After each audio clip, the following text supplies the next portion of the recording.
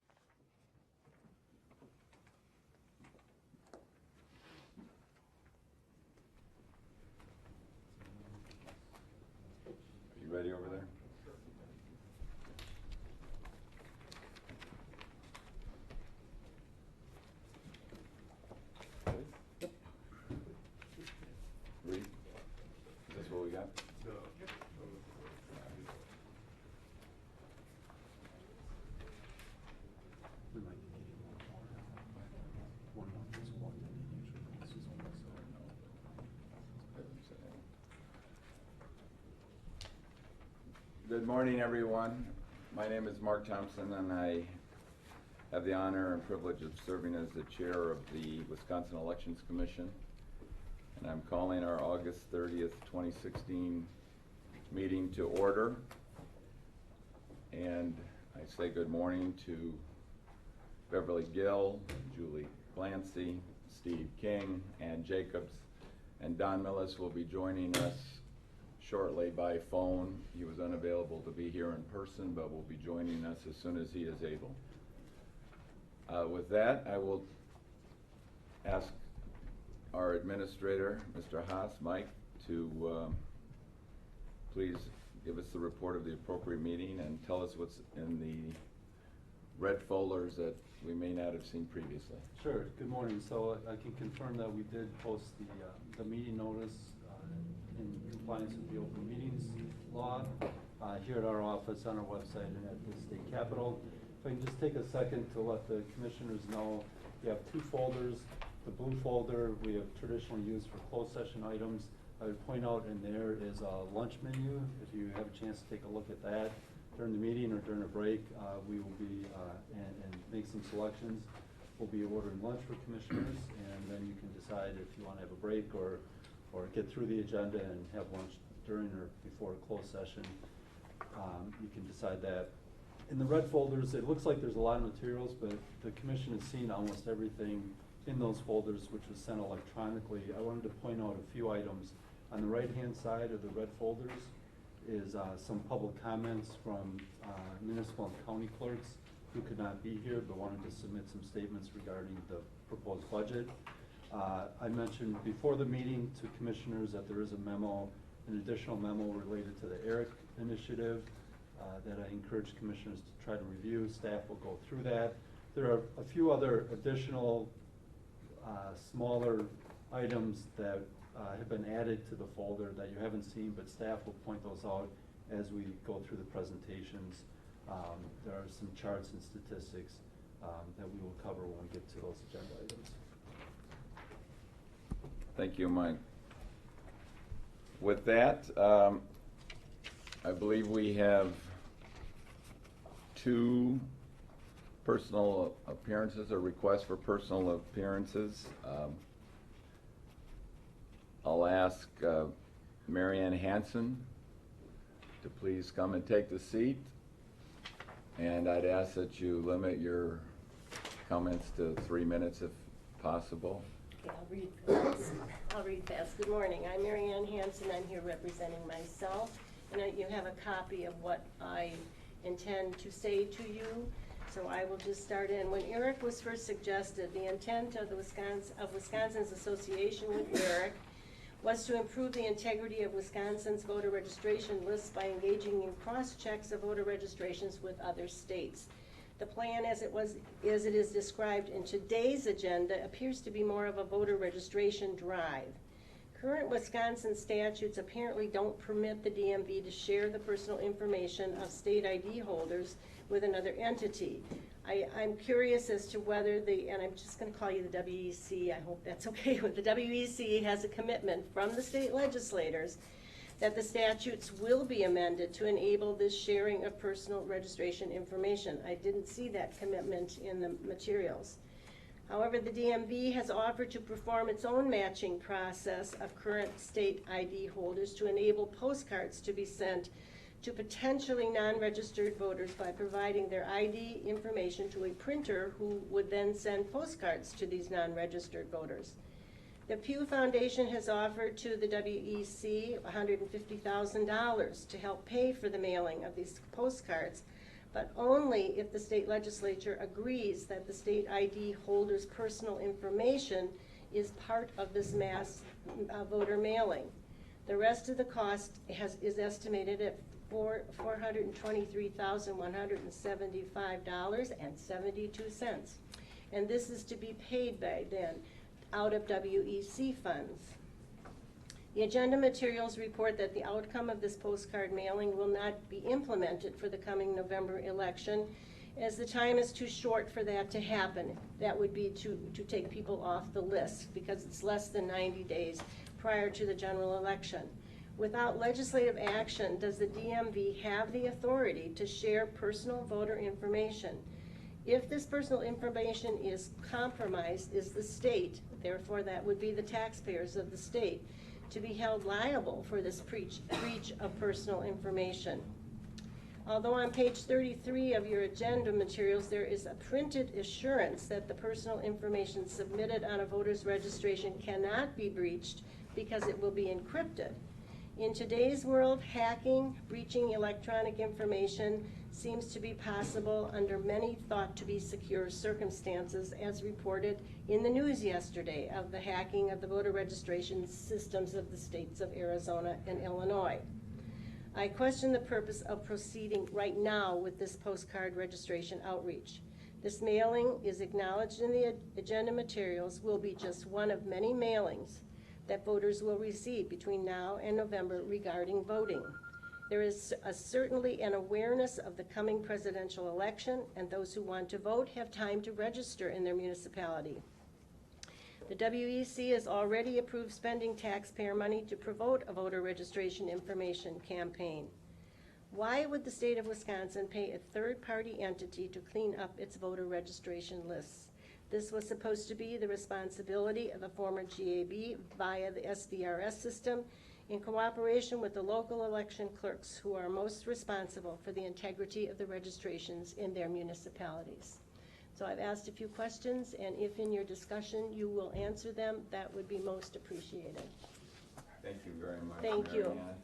And I hope you stay and you listen. Oh, I will.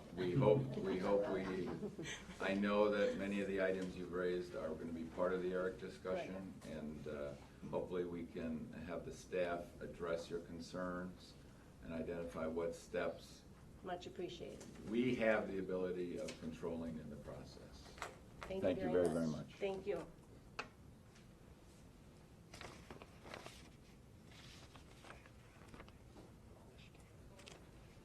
Paul Malishki, good morning.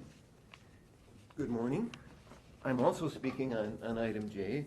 Eric, thanks to Mary Ann for giving all the background. It's going to go out to about 1 million people, and it seems to be focused, as Mary Ann said, on registration. It seems like also a great opportunity to let people know about photo ID. You're going to be contacting 1 million people, and I don't think it's an opportunity you should let pass by. It's people that are not registered, people who may have moved and not realized that they need to re-register, and at my things that I do as a special registration deputy, it's surprising how often people don't realize if they move across the hall or across town, they need to re-register. And it's also for people who move from out of state and come into Wisconsin and may not have any Wisconsin ID. I did get a draft from Reed this morning, the proposed wording, and I don't see any mention of photo ID in there. I think it would have been a good idea if that draft would have been included in your materials so that you can review it. It's going out to a lot of different people, and it's the first time you've ever done this, and I think it would be good for you and anybody from the general public with interest to review that postcard before it goes out. In addition, regarding photo ID, there's one particular aspect of photo ID that you're under a July 29th court order to publicize. And that's those who enter the ID petition process will promptly receive a credential for voting. Now, of course, there have been appeals on that order, but the mechanics of that situation has never been in dispute. It was initiated by the state in May during that trial. It was part of the judge's order that it be publicized, and it was reinforced by the entire 7th District of Court on August 26th when they stated that the state adequately informed the general public that those who enter the IDPP will promptly receive a credential for voting. Now, the details of the ID petition process are too complicated to put on a postcard, but you can at least take this opportunity to take that first step to let people know that they're going to need to procure an ID. I'll wrap up. Thanks for the opportunity for speaking today. Thank you very much, Paul. Again, I hope you stay and listen carefully. I assume and I'm trusting that the staff will address some of these issues at various points in our agenda. If not before, definitely under items G and H.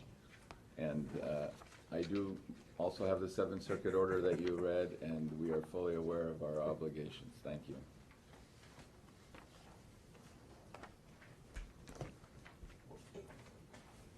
With that, I'll entertain a motion from the commission to either approve or modify the minutes of the previous meeting. And I would make one note. At page 13 of our, I know, where is it? No, excuse me. It is actually at page 7 of our materials. Under the closed session, we have Mr. King voting twice. Is that what we're supposed to work? And I wanted to make everybody clear that with all these allegations of vote rigging floating around, that no such thing has happened here. And that maybe we can correct this typo and put Mr. Millis's. Right. It only went through 3 sets of eyes, or 4, so I guess we missed that one. So now you know, at least I read the minutes. Right. With that, that's the only change I noted. With that modification, I would entertain a motion to adopt the minutes as. I would make a motion to do so, and also to correct, they called Julie Barbara. Oh, I missed that one. I'm sorry, Julie. Was that at the beginning? Right at the very, on page 3, yeah. Under present. Yes. Apologize, Yeah. Commissioner. Oh my gosh, me too. I didn't even. Oh, okay. Great call, Bev. Mm. With those 2 modifications, do I have a second? I'll second. Thank you. All in favor? Aye. Anyone opposed? We have the minutes as corrected. Mike, would you please give us a report on the 2016 partisan primary? Sure, we're going to ask our lead election specialist, Diane Lowe, to give the commission just a brief presentation about how it went at our August 9th partisan primary. Good morning. Good morning. I'm sure you've all read it, so I'll be brief. The August 9th primary is typically an election that staff likes to call confusing, frustrating, and hardly anybody shows up for it. But it's an important election. It is one that is notoriously low turnout, historically low turnout, and notoriously confusing to both voters and to poll workers due to the fact that it only happens once every 2 years, and it is an entirely different type of a procedural election than any other election. Absentee voting for this election, as it continues to increase for every election, but we were pleased to be able to have the ability to more accurately monitor absentee voting with the new requirement that the activity of absentee voting be entered into the WISVOTE system within 48 hours, meaning that when a clerk receives a request for absentee ballot, issues an absentee ballot, receives an absentee ballot back from the voter, that information is put into the WISVOTE system so that we can monitor it a little more closely. Training leading up to the election was mostly concentrated on new requirements like timely issuance of absentee ballots to military and permanent overseas voters, and the importance of getting that done since it is a federal requirement also.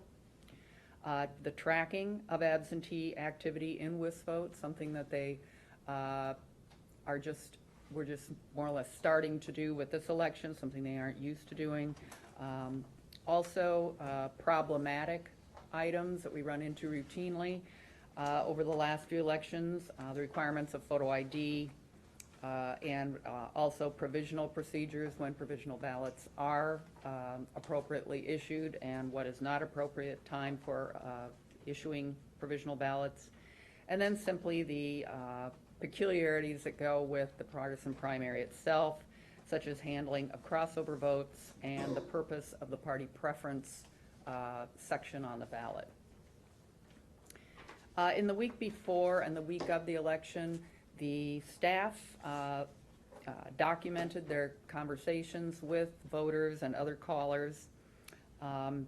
Most calls were the usual expected topics like electioneering, how to count write-in votes, how to determine if something was truly a crossover vote. There were remarkably only 25 calls that had to do with voter ID out of the total of 806 calls that we documented.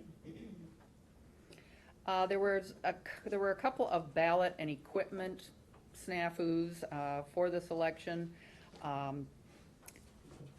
Most of what I'm going to tell you was caught in what they call the pre-lat test, the pre-election test of the voting equipment in, I believe it was Kenosha and Sheboygan counties.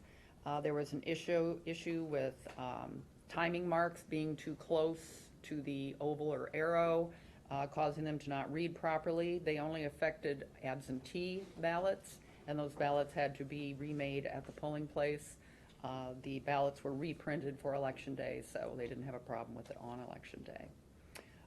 And then there was, of course, the Dane County. They really had a problem. Not only did they have a flood that in the facility where they keep their equipment, which required them to have to get all new equipment, they also had a problem with the way the ballots were printed that caused them to read only if you put them in face up. If you put them in face, they're supposed to be read in any configuration, but they would only be read if they were face up.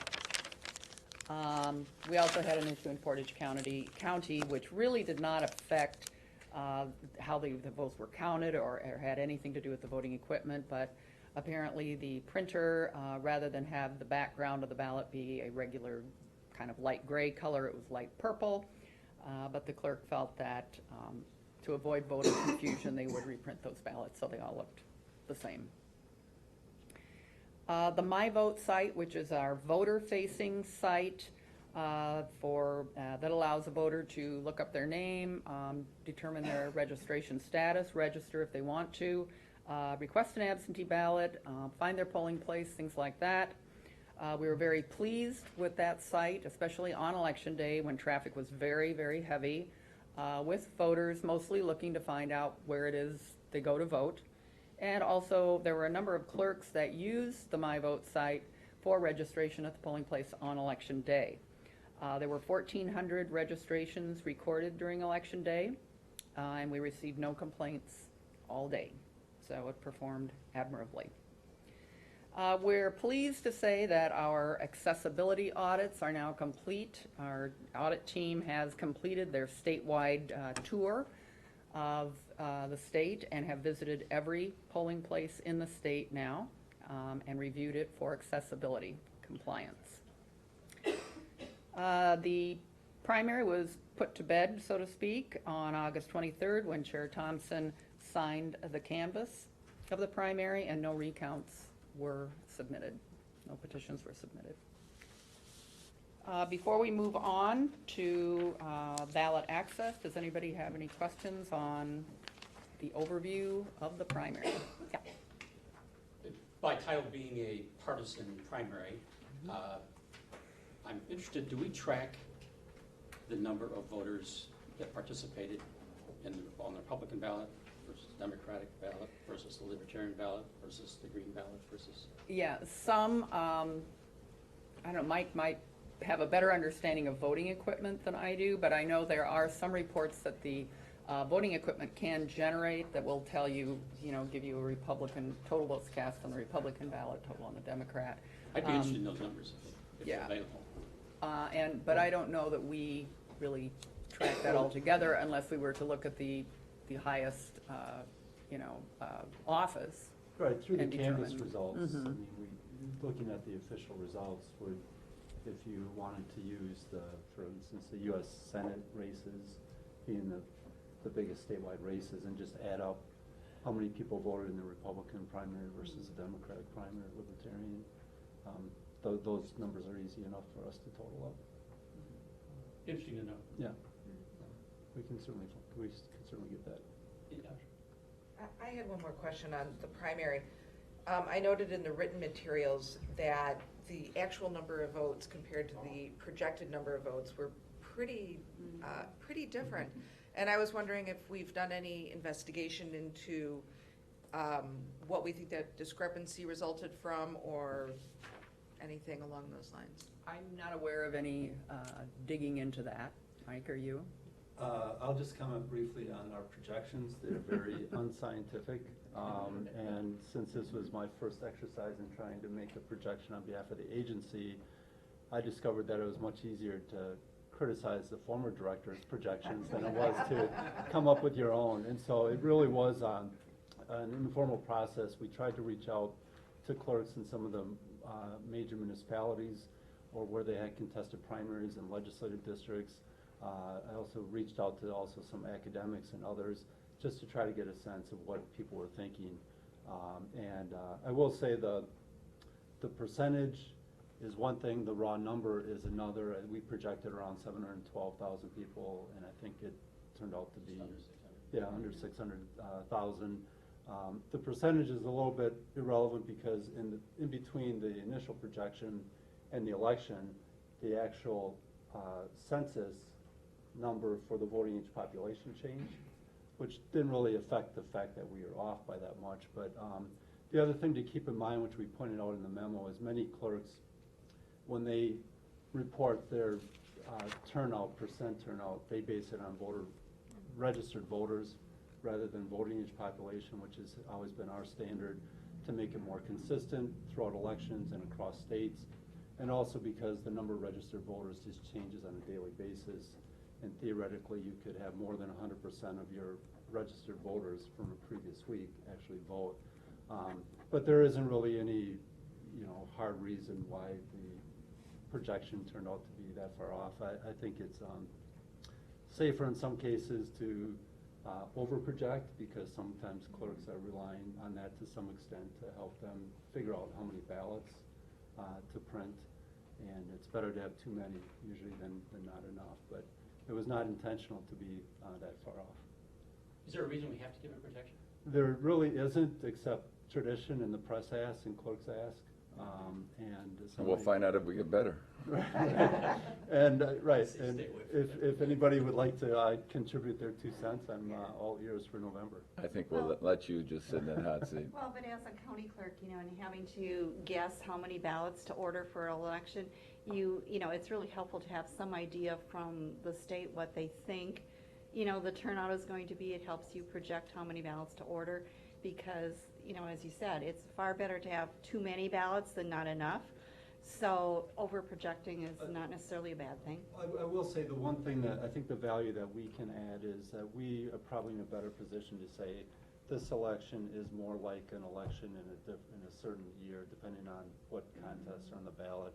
When you get into the spring, and sometimes there's a Supreme Court race and sometimes there isn't, we can sort of put those elections together and try to see what contests are on the ballot, how is it similar to what's happened in the past or different, and try to gauge sort of what the mood of the electorate is as best we can. I worked that election, and it was a lot of wasted ballots that day. A lot. I've never seen anybody go to 3 ballots, but we had 2 people that had to. That had to be remade. Yes, ballots. there was confusion on the photo ID. They'd say, well, we brought it, we didn't know. So maybe although the number of people voting was off, maybe the number of ballots that were used was not as far off. I will note before we move on, just a slight correction to what Diane said in the accessibility audits. We finished up in 6 northern counties. We completed the audits in those counties. We're not quite done with the entire state, but in those counties, which are sometimes tough to get to in certain elections, we were able to polish those off for that program. Giving them more credit than They still have some to go.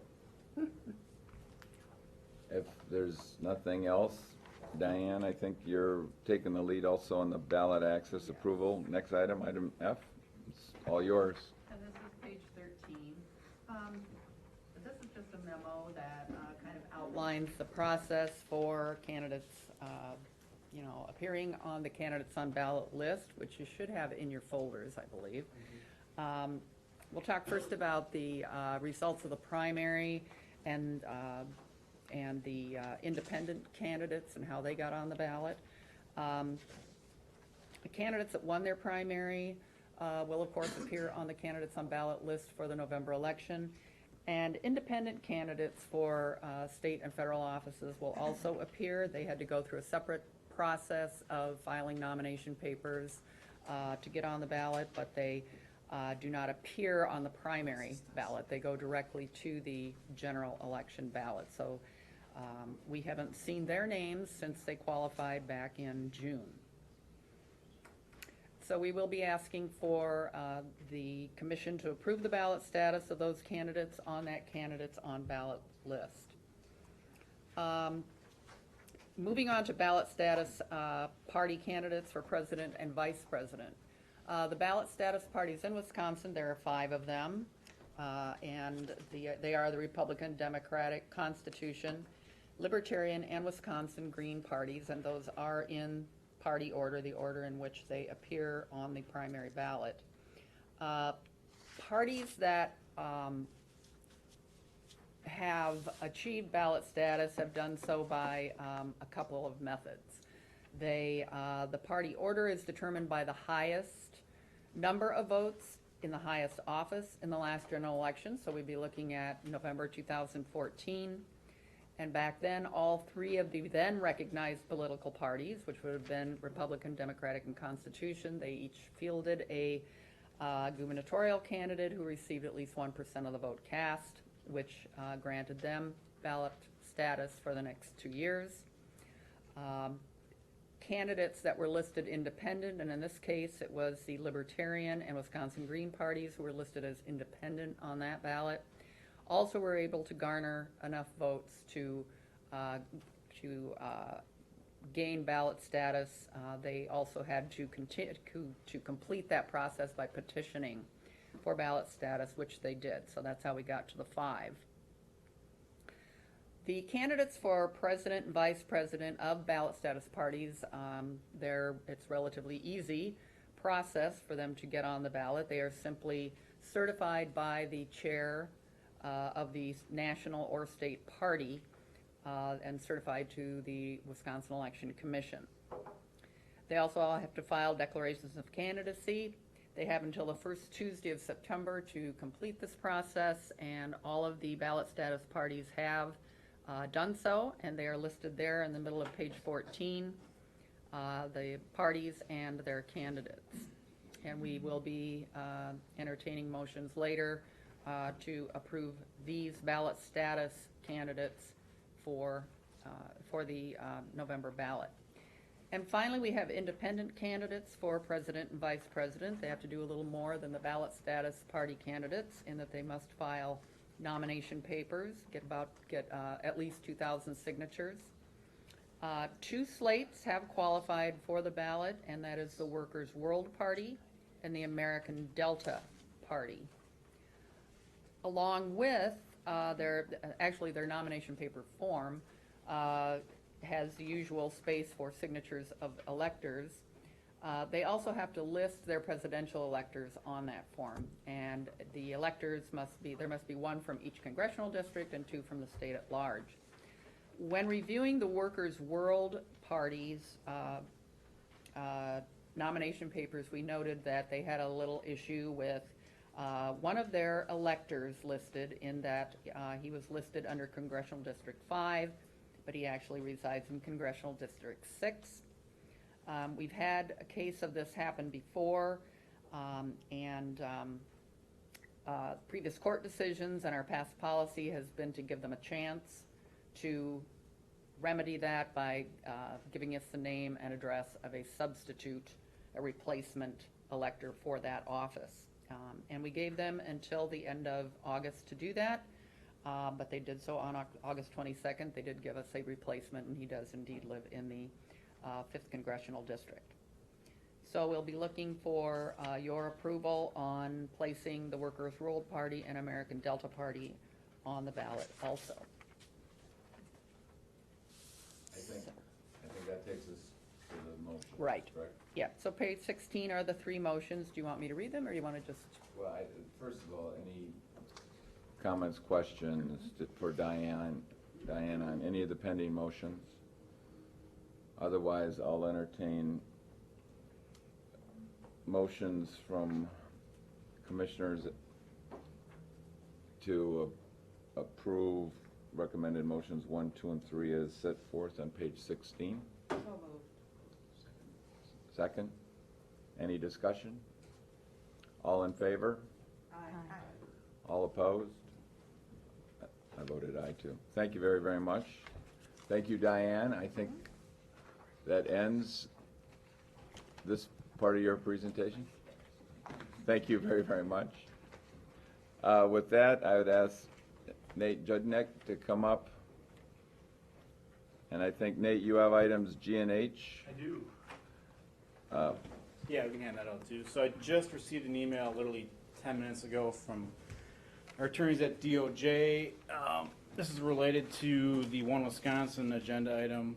They submitted a letter to the commission essentially encouraging them to publicize the IDPP process as well going forward under the court order and a couple other things. I just got it, so.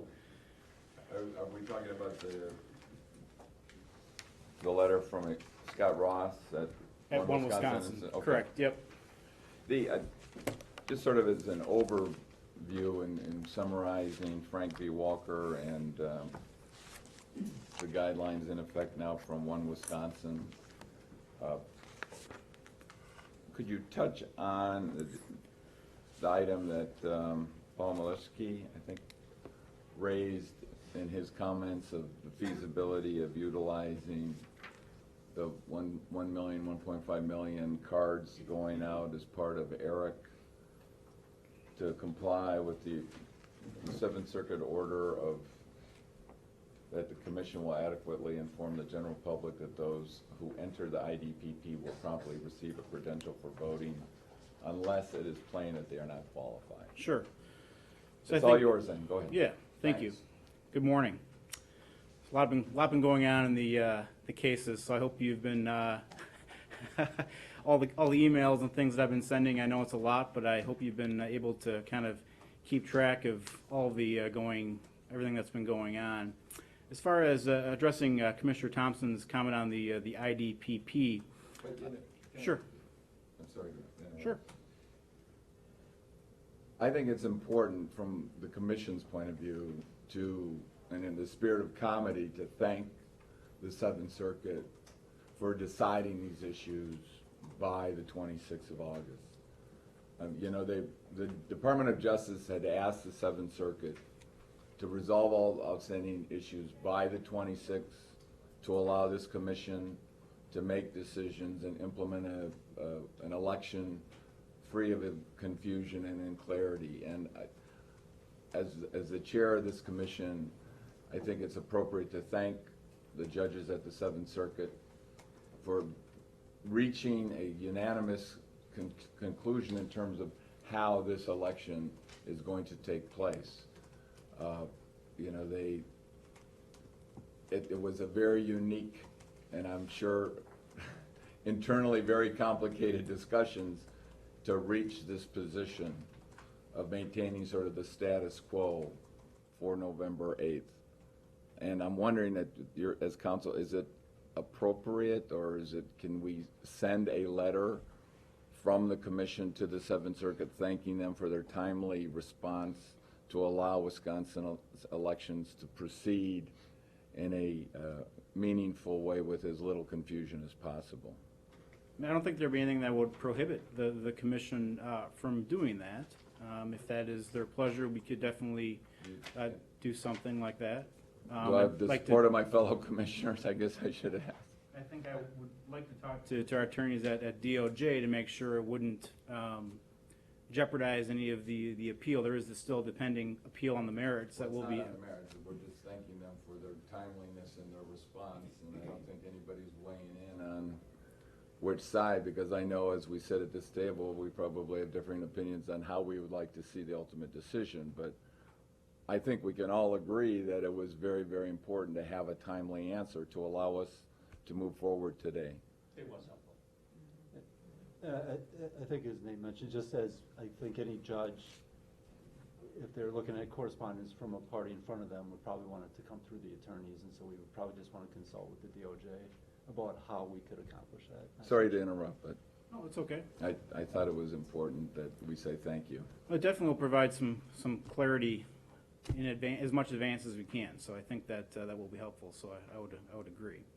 So I can address the IDPP issue that Mr. Malishki raised. I think when the order came out on Friday that reinforced the state's requirement to continue publicizing the IDPP, it definitely, in my mind, said, okay, what are the additional steps? Clearly, there needs to be something more maybe than what we have done. We've already done a press release. We've already done a clerk communication that outlines the IDPP process and encourages them to inform voters about the IDPP and any of their dealings with the public. So I think those are two affirmative steps that we have taken already.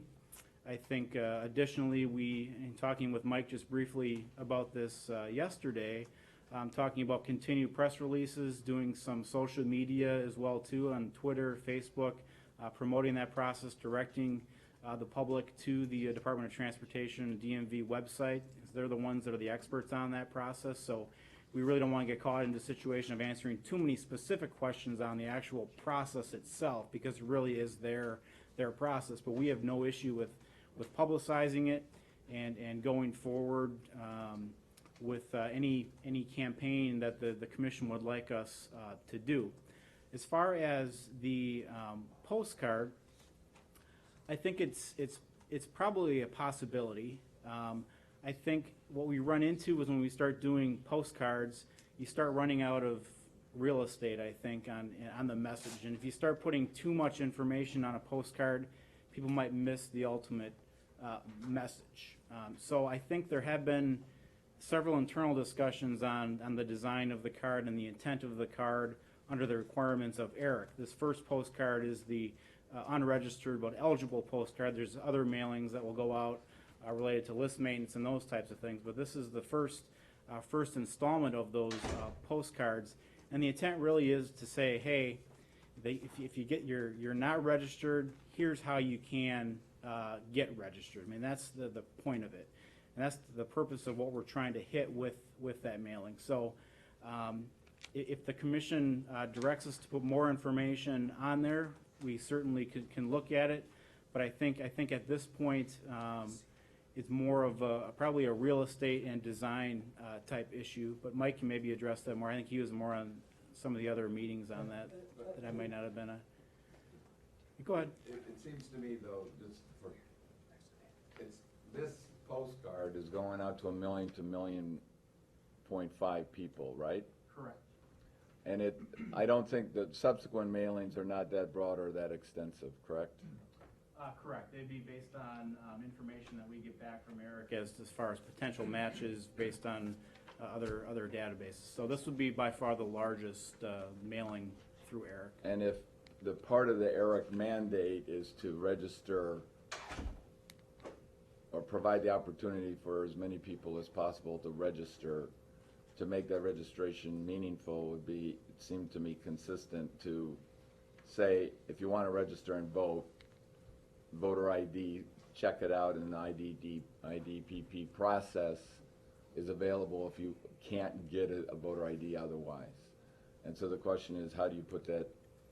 How do you put that on a card? You know, how do you put IDPP on a card? No one knows what that means, so you need to explain what IDPP is. That's also related to voter ID versus just getting registered, so they are two separate issues. So I think you run into some issues of maybe losing the message or having too much information on a single piece. Let's just... Or make the card a little bigger. I Julie? might be confused, but isn't this postcard going to people who have a driver's license and are not registered? So for them to They're have to already, go thank get you. a driver's license doesn't make any sense. They already have one. That's correct. I think That ends maybe, it, I take it all back. maybe just a note saying, don't forget to bring your ID to the polling place Sure. would be fine, but I don't think you need to explain to them how to get an ID because they already have one. I That would ends it, just, thanks. at some point, I would just add that when we get to the ERIC presentation, you do have our postcard design in your packet, and we've had numerous sessions to design that. I think this is the 14th iteration of the postcard. It is really tight, as Nate mentioned, because of the Postal Service requirements. But there are a number of reasons that we can talk through when we get to that presentation about how we settled on the specific language. Can I follow up on going back then to what the original question was, which is our compliance with the Right, Seventh right, Circuit?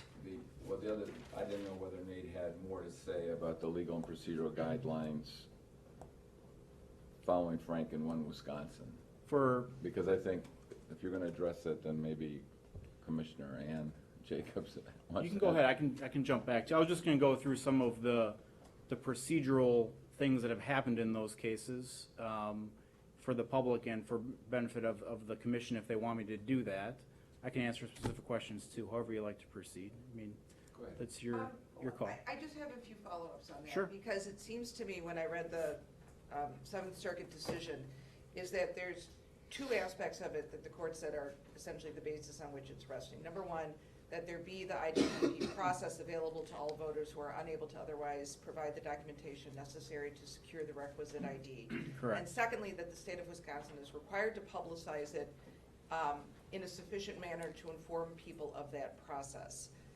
So, setting aside the issue of the postcards, clear communication is nice. All these other sort of things are sort of the bare minimum I would expect the commission to inform the citizenry of any change in election law. What do we have going forward that we're setting as clearly complying with the Seventh Circuit that is sort of above and beyond those same sort of ordinary things that we do to notify people of various changes? At this point, I don't think there is anything set in stone. I think we wanted, it just came out on Friday, and I think we wanted to get a little bit of commission feedback too on what we think you would think we would do above and beyond the minimum. I think initially we talked about, like I said, social media, press releases, things, trying to, get information out there on a regular schedule. So maybe issue press releases, reminders. In addition, more clerk communications as well too. Publicizing it on our website. I believe DMV will also be doing their own type of public information out as well too, since it is their process, and the court only refers to it as the state.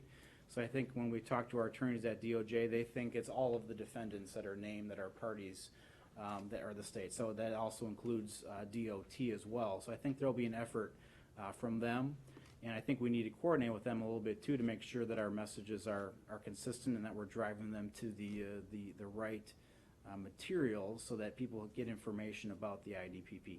It's a complex process. Communicating it though isn't that, I don't think is that difficult though. I think you can do it in short blurbs like Twitter and Facebook, where you can say, this is what it means, this is what the IDPP is. If you don't have an ID and you don't have this document or that document, the DOT can help. And that's what some of our public information campaign on voter ID already does. It drives them to our Bring It to the Ballot website, which has information on on the IDPP, or it will have more detailed information on the IDPP. And DOT actually, their website actually has pretty good information how that process works.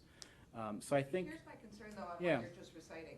It seems to me in reading the decision from Judge Peterson that the people who are least likely to have the documents are probably the people least likely to be on Facebook. You're looking at older persons born in the South, people who have suffered through natural disasters, generally speaking, persons who were, a lot of them were of a certain age where they've simply lived their whole lives without these documents. I'm not seeing them as necessarily tweeting about their voting status or responding to tweets from us. What is our educational program going to do to reach the people who are really the subject of this litigation, but who are least likely to be on those sort of media platforms?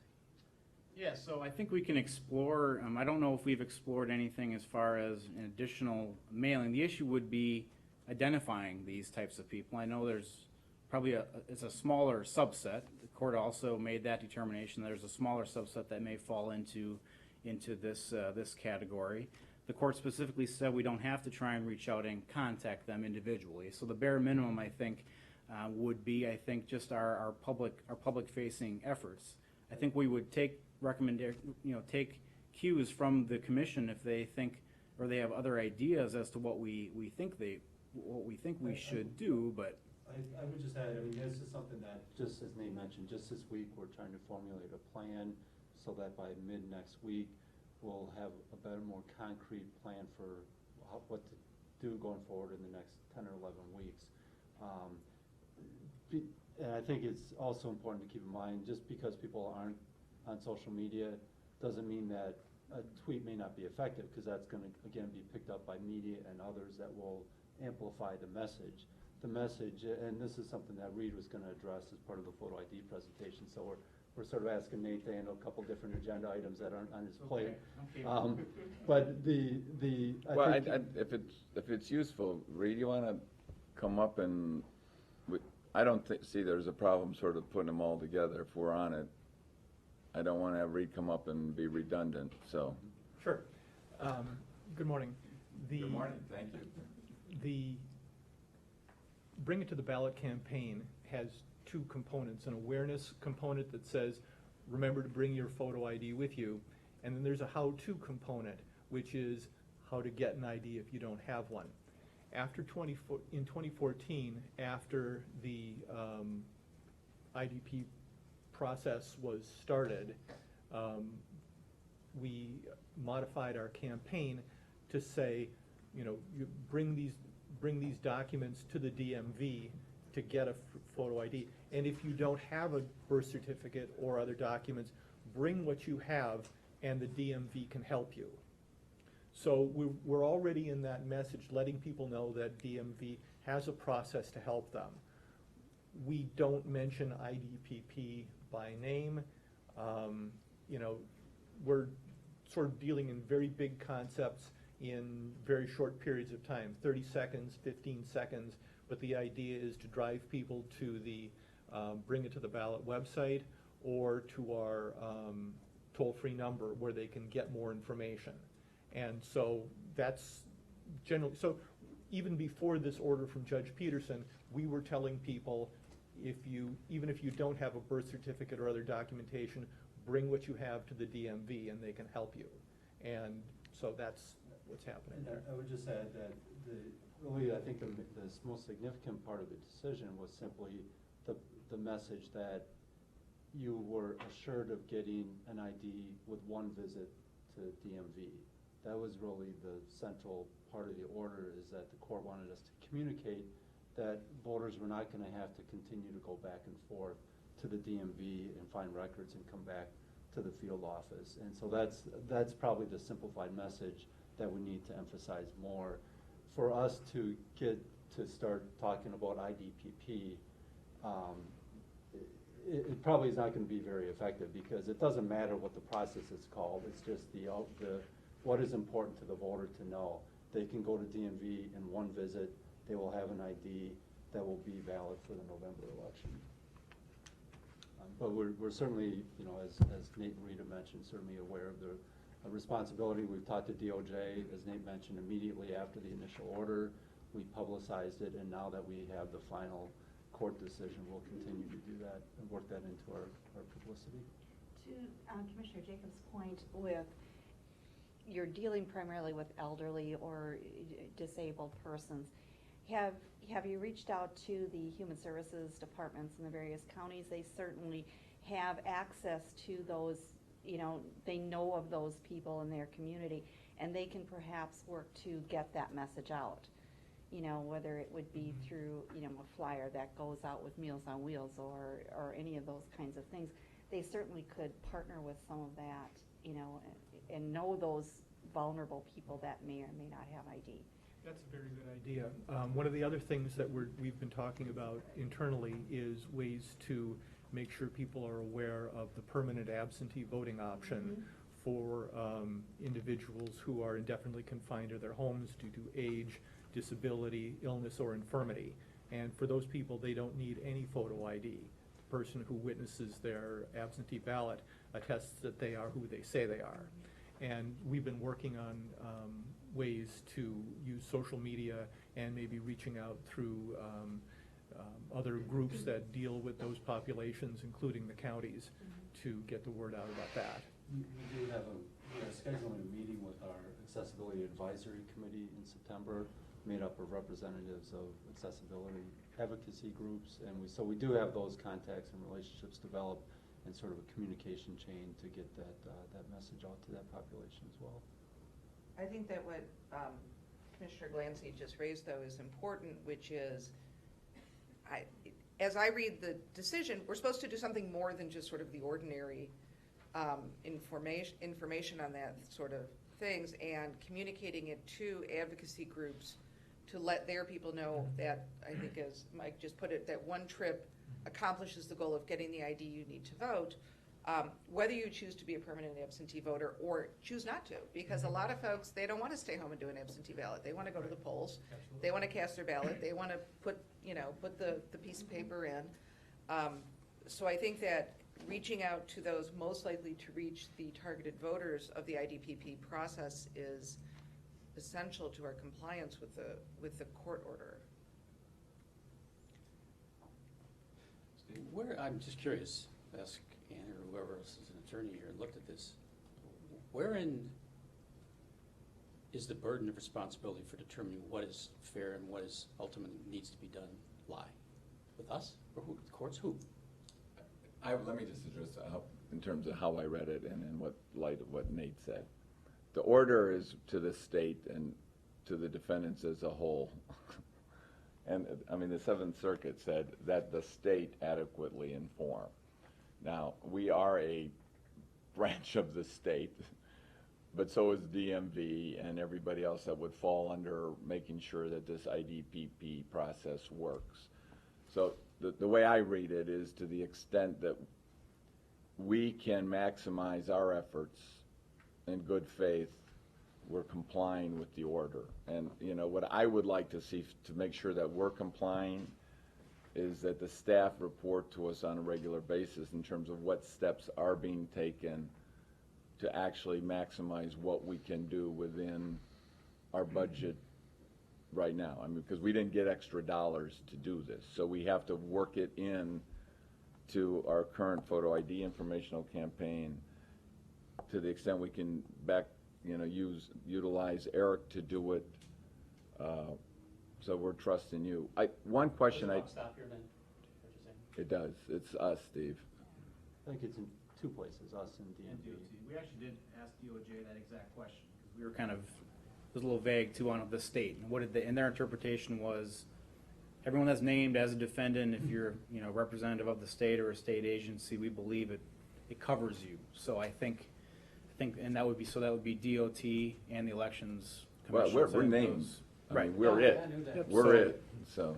Just so the commission's aware, just last night I asked our staff to develop a plan on this point with a target date of next Thursday to get together for us to review it, and we'll get it down on paper, and then we'll send that to the commission, and if you have any input, we'd be happy to hear it.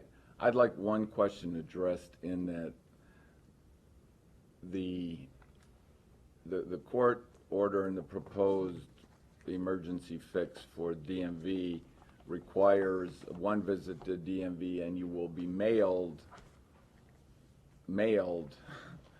your credentials.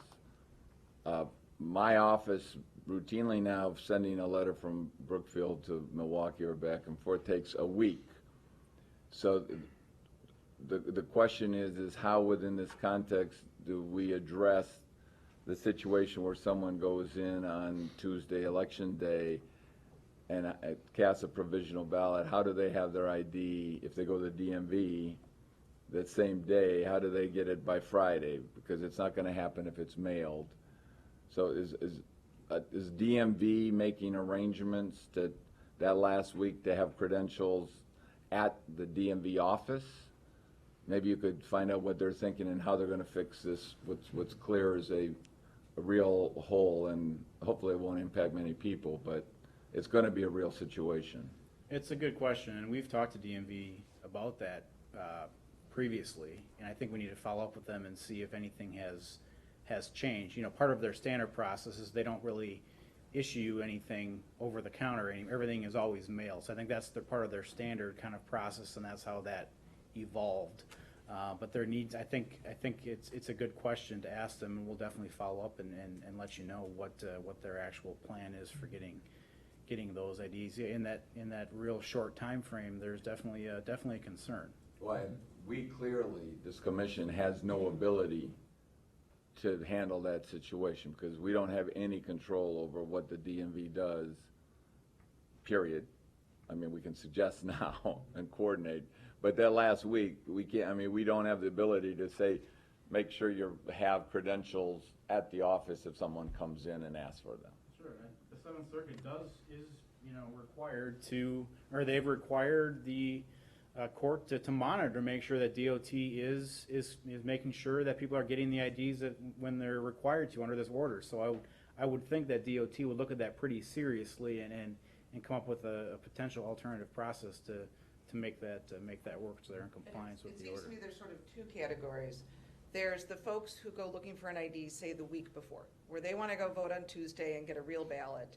And they're going to need to have that in their hands by Tuesday, November 8th. So it seems to me that certainly probably 2 weeks before Election Day is the point at which, printed, here's your ID for voting sort of stuff needs to be occurring. And the second of which are the people, as Commissioner Thompson just indicated, who go to vote at 7 at night on Election Day, discover at that point that they don't have the right ID, need to go to DMV on Wednesday.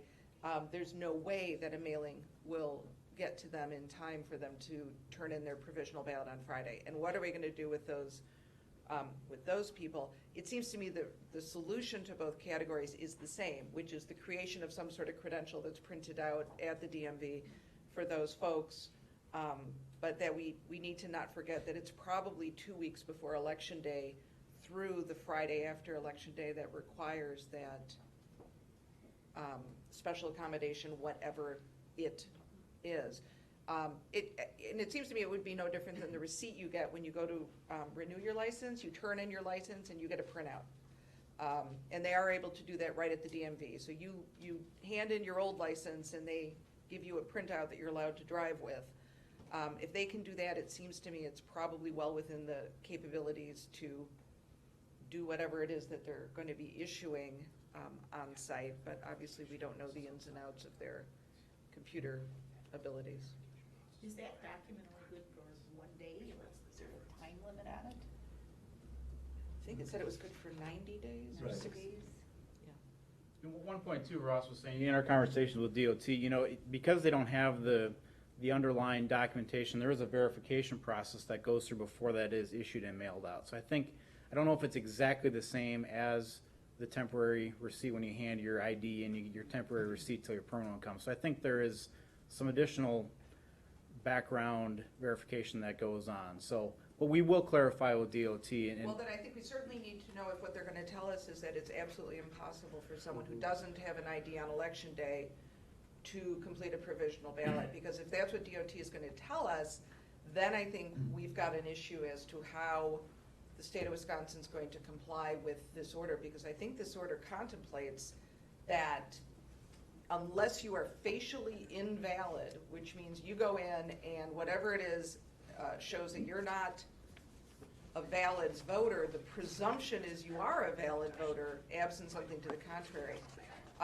So if it's not possible to accomplish that because of whatever verification it is, or now we've got to get people to the DMV a second time, or the state of Wisconsin now has to pay for FedEx, which I think is probably the worst idea, then we've got to sort of get our arms around that.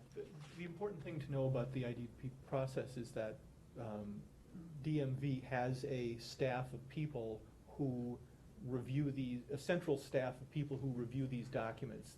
When you go to your local office in Ashland, there isn't somebody there who is going to review them and make a decision there. That information usually gets copied, transmitted to Madison or Milwaukee or wherever they have that compliance staff. And so there's a process, and then they go through the process. If what you've given them is a copy of the family Bible, your birth record in the family Bible, then they go through the process of contacting, whether it's the state of Alabama or wherever it was that you were born, to try to find those records. So there's a process that goes on, and I think one of the important things for us is in our messaging to let people know that if you need one of these, you need to get started right away. Now, we can't always reach everyone who wakes up on election day and decides, I think I'm gonna go vote, oh gee, I don't have an ID. You can't reach everyone like that, but I think we may be like that, but we need to make sure we get the message out early that if you need one of these IDs, get started now. What bothers me though is that everywhere I read about this, it uses the word promptly. What exactly is the meaning of promptly then, if it's a week and a half? Does that meet the definition of promptly? I think, I'm a lawyer, I read the Seventh Circuit, they did say promptly, but their whole presumption, it is written that the status quo remains on the assumption that everybody will promptly means timely, being able to have a valid ID or receipt so your vote counts. Because everyone has a constitutional right to have their ballot counted. And I think that was what they're saying. So we have to, it seems to me, and they use the word conscientiously, right?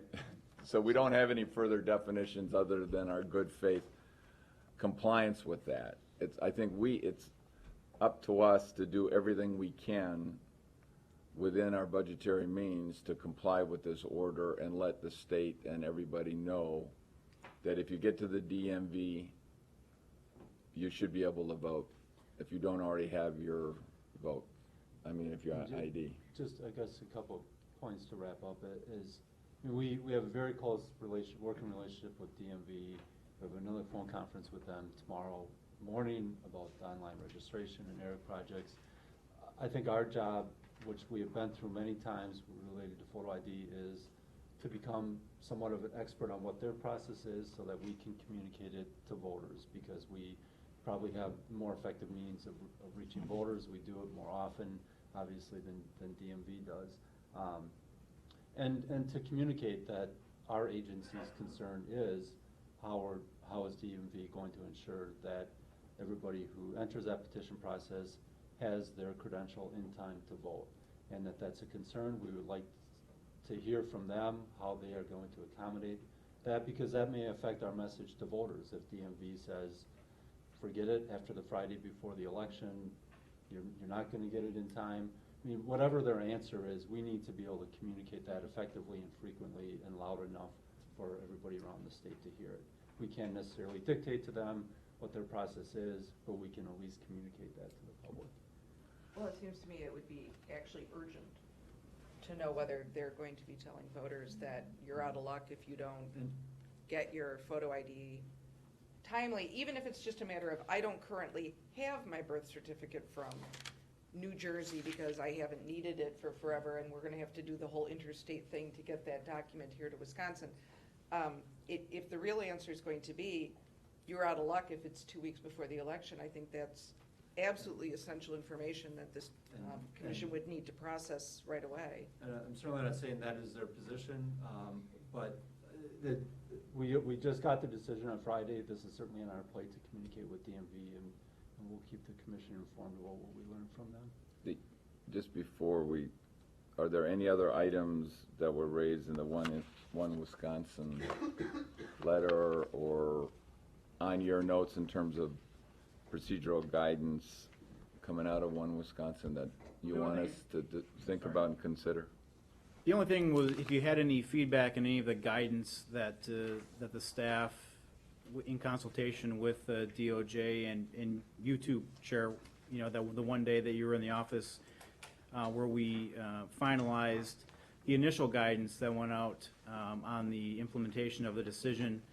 Since then, since Friday, we issued kind of an FAQ that a couple questions came up about absentee, in-person absentee, and how is that going to work? What does it mean that the restriction has been removed? That was kind of a common question. And then also, the absentee ballot envelopes that clerks have stock of, what to do with some of those. So those were 2 FAQ questions that we put out just to kind of clarify some of the initial guidance. But I didn't have anything specific on that. I just wanted to see if the commission had any comments or questions on the guidance that was put out, and if we need to modify anything in your opinion, or any feedback, I guess. Are we anticipating the dorm lists being, are we getting replies from the university systems that they are going to allow for dorm lists again? I have not seen any. I don't know if Mike has or not. I don't think anyone has broached that topic yet. We haven't heard. No, I haven't had any feedback from any universities. I did want to say the personal thanks and job well done for having ready and getting out to all the clerks within 24 hours of the decision coming out of the Seventh Circuit in terms of the setting out the guidelines. I really appreciated the prompt, you see, there we go, prompt response and timely response. So as a recent newly, appointed member of this commission,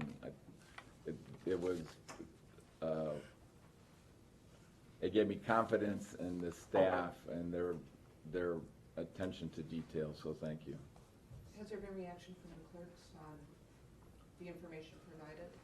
There has been, yeah. Mainly on the 2 topics I just mentioned, the in-person absentee, and how that's going to work.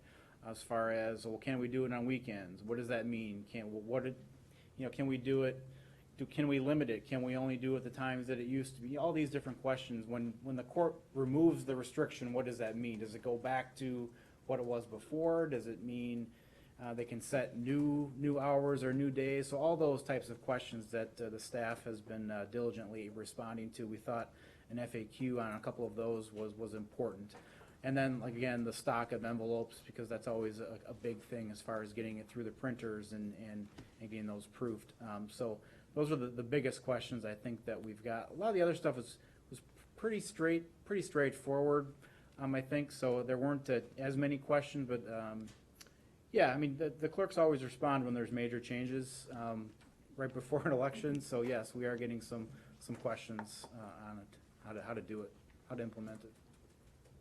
Nate, there are 2 items in Mr. Ross's letter. We will prepare a response to Mr. Ross and share it with the commission, but there are 2 items we didn't address. If you want to take a stab, or else I can. One about the midway down about trying to monitor how DMV is handling requests, and then also the next paragraph about the MyVote site and submitting absentee ballot requests through that site. I'll take the MyVote one first. So our MyVote Wisconsin website allows individuals to request absentee ballots. It's based on the type of voter. Currently, the way it's designed, and it was designed, it's based on the type of voter that you are. So how you can receive your ballot. Prior to the ruling in Wisconsin, only permanent overseas and military electors were allowed to receive ballots via fax or email delivery. So those were the only types that were allowed. So if you log in, you say you're a permanent or overseas, that option was available. Currently, if you go into the MyVote Wisconsin website and you're a regular voter, the option to request your ballot through this site by fax or email just isn't available. It was not contemplated, it wasn't allowed previously, and that change has not been made and might not be made prior to the November election. So that is what Mr. Ross is referring to. Doesn't mean that an individual could not still request their ballot by fax or email by filling out a regular application or writing something in writing indicating that's the method they would like it. It's just through the MyVote system. This isn't currently equipped to allow for that type of ballot delivery at this point. So that's what that is referring to. What's the other one? Maybe I missed the other one. Let me just ask just a follow-up Yep, go question on that. The one in discussions with DOJ, what are the conclusions in terms of what is required to comply with the orders in that regard? And two, is it practical or is it feasible to provide, I mean, because that would be absentee ballots for specific jurisdictions, right? I mean, Milwaukee, Madison, and right now, no one has that ability, right? And I don't...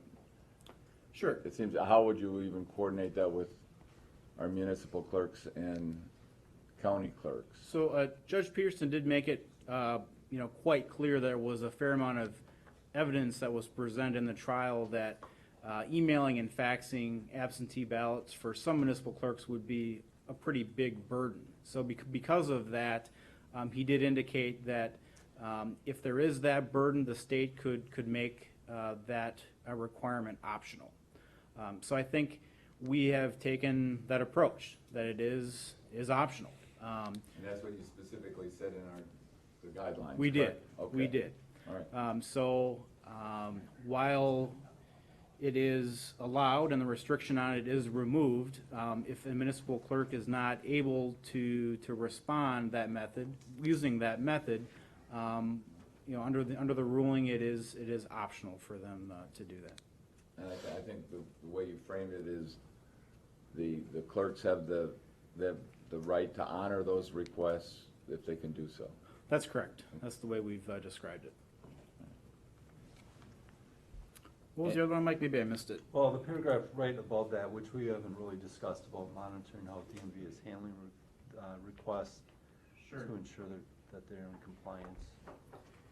I mean, I think, yeah, we just haven't discussed it. We'd have to discuss it internally, how we could do that. I mean, I suppose there'd be a way to get reports from DMV, I suppose, on some of that information. I know they do keep stats on everyone that enters the process, but we just haven't discussed how we could do that, or if it is actually, I don't think it's necessarily a requirement by the court, but it's not a terrible idea. It is a good idea to know how that process is working. So if it's something that the commission would like us to pursue further, we can definitely talk to DMV about that.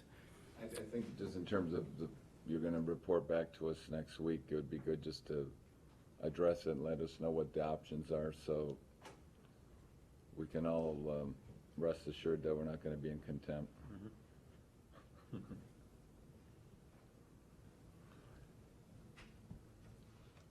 Does that sort of wrap up? That pretty much wraps up on Wisconsin. Just the only thing, jumping back to the Frank case, just so it's clear, because we kind of jumped over that one, that the affidavit process is not in place for the November. I just want to make sure that everyone was That's why we're not clear. discussing it. Correct. We're not going to confuse anybody. Yep, that's It's the only not thing we're in going to say place. on it. It's not in place. Reed, while you're there, anything else that you want to add on the photo ID informational campaign that you haven't touched on? In your in your red packet, there's some updated information that we got from, it's agenda item I. There's some updated information on. Starting on page 21. Right, in the supplement, it's the supplemental materials. Oh, okay. There's a report in your main agenda packet, and then we have some supplemental materials that came from KW2 this morning about how the campaign has been performing. And this is the part that they're handling, not the Wisconsin Broadcasters Association part. We won't have reports from Wisconsin Broadcasters Association until probably sometime in October. So I take it that as part of our weekly updates, you'll just keep us posted what's happening on these matters up through our next meeting? Certainly. We can do that. I think the general, we can, correct me if I'm wrong, but I think our general impression is that, the campaign is getting some penetration in the public. You hear people saying, hey, I heard that ad on the radio, or saw something on TV, and our social media statistics show that it's definitely getting more penetration in the public than if we just had something on Facebook or just a sort of a static ad. So, Have we had any success in convincing any of the major TV folks around the state on volunteering some time or messaging or putting us on the news or whatever? Again, the Wisconsin Broadcasters Association has distributed all of the public service announcements to their member stations, and those stations should be running those ads. Again, we won't get the reports back until sometime in October of exactly which stations ran the ads, how many times, in what time periods. But we've generally had very good success with the Wisconsin Broadcasters Association program in the past. They honor the contract. They get the message out there. And as we get closer to the election, we are planning a number of media events to encourage earned media, as it's called. Stories on the news about photo ID, stories on the news about, we're planning things in conjunction with Voter Registration Day, about the postcards that are going out. So we're going to be doing a lot of work later in September and October about this. Maybe you could get a TV station or you and someone from DMV go to a DMV office and run through the IDPP kind of thing. Yeah. Anything else on these items? If not, I don't think there are any action motions. With that then, Mike, tell us about item J. So, Thank you. Actually, Ross is going to introduce the next three topics for us. So, Sorry, Ross, I didn't know, thanks. No problem. I'll try to speak a little louder so I get picked up by Wisconsin Eye. We have three initiatives that we're going to talk together, and the first is regarding the Electronic Registration Information Center, as we refer to as ERIC, and Jody's going to lead that presentation. And then we're going to follow that up by a discussion on the online voter registration system and where we are with that, and then a summary on the voter felon audit. So just a recap, all of these initiatives involve some pretty significant IT configurations. You may recall that we just completed two major IT projects, that first one being the recreation of the statewide voter registration system, which we now call WISVOTE. That was approximately 2.5-year project that we were able to deliver on time and under budget early in January.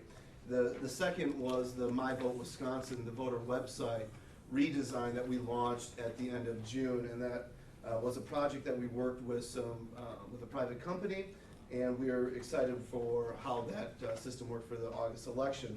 There are always additional projects that need to be completed, and the ERIC and OVR, or Online Voter Registration Project, are two related. Both are required by Act 261 of the last legislative session.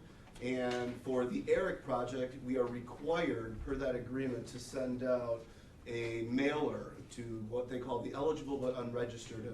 And Jody's certainly going to get into this, but this represents our largest opportunity to reach out to Wisconsin voters that are eligible but not currently registered. And we're looking at sending out postcards to approximately 1 million to 1.5 million. And those are based on estimates, and right now we don't have really good numbers. But these are all legislative directives that we're working towards implementing for ERIC. That has to be done prior to October 1st to get those letters out. And then for online voter registration, which Sarah's going to get into, we have to have that ready to go before the February 2017 primary, and we're projecting early in January to do so. So I'm going to stop talking, and I'm going to let Jody get into a little bit more details with ERIC. Good morning, Commission members. Good morning. You'll find the ERIC materials begin on page 25 of your commission packet, with the recommended motion on page 30. As noted on the top of page 26, one goal of ERIC is to help participating states reach out to those electors identified as being eligible to vote but are unregistered. The other purpose is to assist participating states in managing the quality of their data by utilizing list maintenance reports, which can help keep voter data more clean and help identify voters that are no longer eligible at their registered address for reasons such as if they've moved or if they've become deceased. I would first like to focus on the eligible but unregistered voters, as that directly ties in with our recommendation today, and it's the portion of the ERIC project that we're currently directing our attention towards. The eligible but unregistered voters list needs to be completed every 2 years prior to the fall election. Our first election for this initiative begins with the 2016 presidential and general election. And then a postcard will be mailed out to the identified voters by October 1st. And I'll be speaking about the postcard a little more shortly. I first just want to take a moment to talk about how we obtain the list. First off, ERIC gathers information from national sources such as the Social Security Administration's death list and the United States Postal Service's national change of address. At a state level, they need information from us, from our WISVOTE system, which is our statewide voter registration system, and from the Department of Motor Vehicles. Staff has spent many hours meeting and talking with DMV about their data. For their customers holding driver's license, the data was available to us, but as we've talked about already, for the state ID holders, there are current statutes that prevent the DMV from sharing this information with us, as it's deemed confidential. To participate in ERIC, you need both sets of data. This at first was a sticking point, but staff and the DMV were able to find a solution. To allow this information to remain confidential, DMV agreed to submit the information directly to the printer. Neither ERIC nor the Elections Commission will have access to that data, so it will not violate any state statutes. The approximate number of voters, and I'm just going to speak on the high end of things, will be reached. Approximate number of voters that will be reached with the postcard is 1.5 million voters. And Pew Charitable Trust provides a grant that covers costs of up to $150,000 for half of the initial mailing costs. The main purpose of the postcard mailing is to provide information to the eligible but unregistered voters so they can learn how to register prior to Election Day. The postcard highlights our MyVote website to encourage these individuals to register there, but it also does include alternatives to register, as well as a phone number should they have questions. The timing of the mailing hopes to aid in addressing the issue of long lines at polling locations on Election Day, which are usually due to a high number of people registering on the actual Election Day. With the information provided on the postcard, it is our hope that they can register prior to Election Day, in turn saving themselves time at the polls. You will find a final draft version of your postcard in your additional materials, and staff apologizes for it not being in the public materials, but the final draft was just approved yesterday. The initial quote for sending out approximately 1.5 million postcards using first-class services was quoted at approximately $423,000. Staff reached out to multiple services such as the Department of Administration Mailing Center and the United States Postal Service to see if other mailing options existed to help alleviate some costs. We did find out that the election commissions may qualify for an election mail rate, which is similar to nonprofit rates for the postcards, and we submitted an application to the USPS, and it was approved last week. The quote now for sending approximately 1.5 million postcards using election mail is around $258,000, which is a savings of approximately $165,000. It is important to note, as this is the first ERIC mailing, it will be the largest and most costly, but more people will register and our data will get cleaner as a result, and subsequent mailing numbers will decrease, as will costs. Now, if I could, I would quickly like to update you on where we are in the process for the mailing before addressing how we will tackle the voter response to the postcards. The largest portion of the data from WISVOTE and the driver's license file from DMV makes up about 89% of this project, and that was sent to ERIC as of yesterday. Along with the data we sent and using other sources I mentioned earlier, they will use modern matching and analytics to provide us our final mailing list, and that list has been anonymized and encrypted. DMV is finishing their data maintenance for the remaining 11%, which is the state ID holders, and they should be providing that to ERIC hopefully within the next day or two. And as long as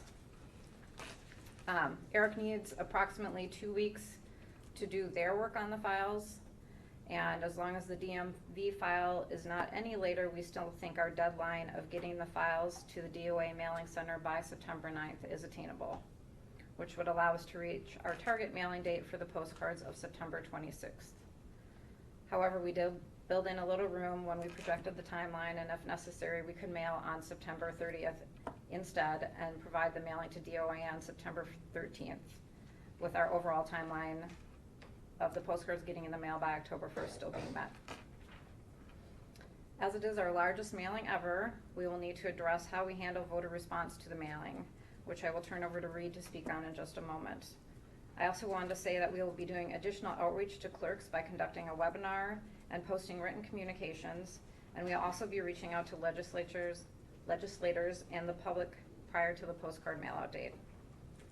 The other requirement of ERIC is the list maintenance portion. With how close the 2016 presidential and general election is, staff recommends not taking any action on the list maintenance reports until after the election. ERIC membership requires participating states to take action on these reports within 1 year of receiving them. Therefore, these tasks must be completed by September 2017, which would leave ample time for staff to complete this work. Can I just ask a question on this? Yes. Did you anticipate that we'll be able to complete the list review by the spring election? I would think so. I would feel confident. Yeah, I haven't seen all of the reports, so I would kind of default as. I apologize, can you repeat the question? If I understand correctly, the first process is to send out the cards and register voters. Then we'll have lists coming back. After November 8th, then the whole idea of ERIC is to create a up-to-date, current registered list of voters, correct? Yes. So and the question I've got is, if that could be done up through September of 2017, is that? Right. But my question is, can it be completed before the spring election so we have as many possible registered voters in a clean way for the clerks to have updated, right, that's what I'm thinking, right? Well, there's several types of list maintenance reports. First of all, they will identify voters who have moved within Wisconsin. So they may have an existing Wisconsin registration, but they've identified as possibly having moved within Wisconsin to a different address. The second one would be Wisconsin voters who appear to have registered in a different state and are no longer Wisconsin residents. They'll also give us lists of voters who appear on the Social Security Death Master list and may have become deceased. So there's different types of outreach for those different types of situations. Obviously, a voter that no longer resides in Wisconsin, you'd be looking at a process to possibly remove that person from the list, similar to voters who are identified as possibly being deceased. The question is, can we do it by Can we get it spring done? as opposed to September? I'm just trying to figure out what our expectations are. I would say the most complicated one is the in-state movers, because these are people that still live in Wisconsin and probably need to update their registration. So the outreach may be very similar to what we're doing for the eligible but unregistered. So I anticipate that being a little bit more complex. As far as reaching out to voters who are no longer registered in Wisconsin and can be removed, we have a standard 30-day notice process when clerks have reliable information that a voter no longer resides at their current address. So I anticipate that type of a mailing possibly being a little simpler. We haven't done the timeline yet for when we plan on taking action on all three reports, That but answers my obviously, question. we'd like to do it as quickly as possible. I mean, ideally, it would be great if it could be done by the April election, but, you know, municipal clerks have to also enter voter participation into the My Vote. They have a lot of backup work to do after an election. It's not done on election day. And, you know, you have end of the year things and all those kinds of things going on. So I think that deadline might be tight for some municipal clerks to accomplish. And I think that, I raised the question so I can understand what we're trying to advise the public in terms of their expectations and what we're going to. So it's like we're gonna do what we can by April, but we have up through September to complete it. Yeah, we do also have the February Okay. primary election as well, which complicates things again with removing voters in the middle while clerks are printing poll. Steve? Just to build on that, Mark, you said you're satisfying the public's expectation. How is success defined in this? Is it simply in complying with ERIC? Is it getting one new registered voter? Is it getting 10% registered voters? What's the ultimate mission here and goal? Well, I can start, Sarah and Jody can jump in, but we started, I guess, with the legislative directive, which Right. was to join ERIC and comply with the membership agreement.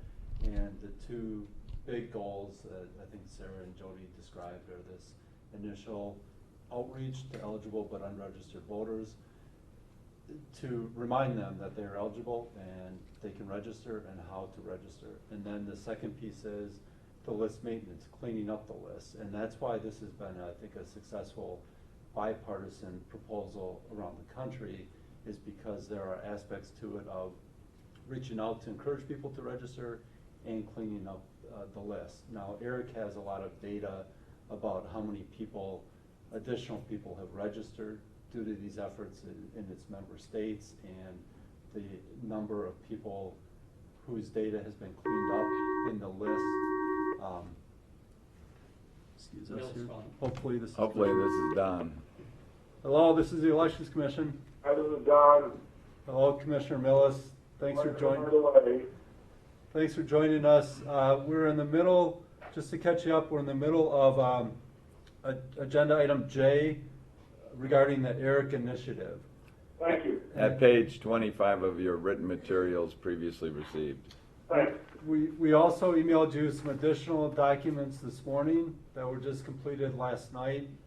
And we have not gotten to the main new item, which Reed Magny will present in a couple minutes, related to our proposal for handling calls resulting from the ERIC mailing. But for now, we're completing a presentation from Jody Kitts and Sarah Witt on the ERIC process or project.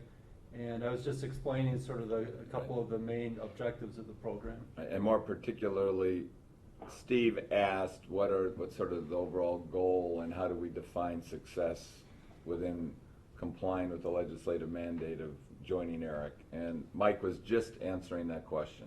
So I've got the material that are emailed to me, so I'll just put the phone on mute and listen. And also, please let us know if we have a speakers table set up here with a telephone mic. If you cannot hear, if it's not close enough to the speakers as they're presenting, please let us know. We'll try to rearrange things. Will do. And so there will be some statistics generated about the effectiveness of the program.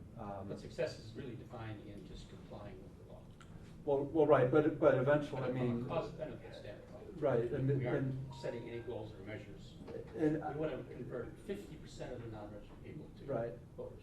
That's a great point. I don't know that, ERIC certainly has not provided us yet with any benchmarks of what the average is, I think, among states as far as response rate. It's a good question. It is. And Sarah, do you have any other? I can fill in some background if it's helpful. Sure. Where the ERIC project was originally conceived of was through the Pew Charitable Trust and their research, and what they found is that election-related activity, particularly voter registration, has these gigantic spikes in the process where everybody does it, and then nobody does it for the rest of the year. So what they've discovered is that's extremely costly from an election administration perspective. So particularly with a paper-based process, with everybody registering right before the presidential election, and then it flattens out, and then maybe there's a midterm election, and then it spikes a little bit again, but then goes back down. Very costly for clerks to try to maintain. They also did some research in other states and found that if they could flatten that curve, it saves considerable expense, particularly for local election officials that have to do those registration activities. And then online voter registration in particular, they did some actual studies in Arizona and some other states where the cost per transaction went something like $3 per registration transaction down to something like 80 cents per transaction. So the whole goal of ERIC was to try to save money in the voter registration process because it's so costly to deal with these peaks and valleys, as well as an intensely paper-based system where you have to then pay extra people to do data entry and things like that. So the goal of ERIC essentially is to flatten the curve out so that you have more regular levels of registration traffic, getting people registered ahead of the election instead of, immediately before, and that saves money for local election officials in particular, because then they don't have to handle peaks and valleys. People are registered ahead of time, they can deal with it with their existing staff, maybe not have to hire as many temporary workers. And then again, if you can funnel people through online channels where you don't have to pay someone to sit there and key things in, these are all ways to save money specifically for local election officials. So that's the ultimate goal of ERIC. But there's no measurement financially then on what money we're spending versus what money we're saving. Pew is trying to study that. Actually, they've worked with a couple of different universities. Professor Barry Burden at the University of Wisconsin did some research on ERIC. So for this, it's a relatively new initiative, but Pew is actually investing resources in having research done on ERIC to attempt to prove whether or not it is actually successful. So they are attempting to do some measures. I don't have the current information from them, but we'd be more than happy to provide you with at least what their latest research has been from the previous election cycles with the participating states. If you have suggestions for measures you'd like us as the Wisconsin Elections Commission to keep track, we'd be very open to that as well. Obviously, measuring performance is a great way to see if we're gaining what we hope to gain from the system. I would think the taxpayer would be interested in that. If their dollars are going to something that in effect is working and achieves certain goals. Yep. And, as a former clerk can attest, I mean, some of the state investment in cleaning up the list and the outreach are going to benefit the local clerks and their local budgets. And so it's a little bit complicated to try to figure out exactly, to calculate the benefit. But we would expect, based on the feedback from other member states that have been in ERIC for a number of years now, that it does have a significant benefit to cleaning up the accuracy of our voter list, which affect the entire process. I think Steve's point is a good one, though, that in terms of implementation and following through, and we're going to be with this through September of 17, the staff could think through what parameters, what can we measure, and so we can report at the end of the process our dollars invested, tax dollars versus Pew dollar, all dollars invested, what did we get for it in terms of reduction of work, time, energy, and money for our municipal clerks and county clerks and our election machinery. I think that's a really good point. Nice to be able to celebrate it, an initiative, a successful program. And I think we can probably consult with, ERIC and some of the states to see what types of measurements they could suggest for us. Yeah, I mean, real numbers and, real results, yeah. And I just want to make something clear, because I think there was, we've had public comment today on ERIC. We are statutorily obligated to comply with ERIC, correct? I mean, this isn't something that we're just deciding to do. This was required by the implementing legislation. And similarly, in order to comply with ERIC, the sending out the postcards and the recruitment of eligible but not registered voters is a part of our compliance with ERIC, which is required. So that's not discretionary for this body at this time, correct? Okay. The other question that I think I wanted to just clarify is there was a question raised in some materials that were submitted to us last week or earlier from another citizen concerned that under HAVA we're required to keep our lists tidy, as it were. My understanding of ERIC is essentially this is our list cleaning mechanism going forward, and that this is going to keep our data accurate and the like, and certainly comply with whatever other requirements we have to keep accurate listing. Is that right? It's part of it. Sarah's probably one of the experts on all of our list maintenance efforts. I mean, there's quite a few different steps that we take. Under the Help America Vote Act right now, we do currently in the WisVote statewide voter registration system compare voter registration records to records from the Department of Corrections for people that are currently serving felony sentences, as well as information from the State Vital Records Office for Wisconsin residents who have died. And we present those matches to clerks to review and determine if they believe that their voter is the same person as the convicted felon serving or the deceased person. Also for new registrations, we check all new voter registration data against information at the Wisconsin Department of Motor Vehicles to make sure that the name and date of birth matches with motor vehicle records. If that information does not match, the clerks do a follow-up process to check with the voter and see why the information doesn't match and that we're kind of now thing. layering this on top of it, Mhm. so, with the goal being to have the best possible data. Absolutely. What Eric identifies that we can't currently identify today is, for example, people who died outside of Wisconsin, because of course the vital records contains people who died within Wisconsin, but not necessarily if you're out of state, you know, on the highways in Illinois or something like that. We don't necessarily get that information.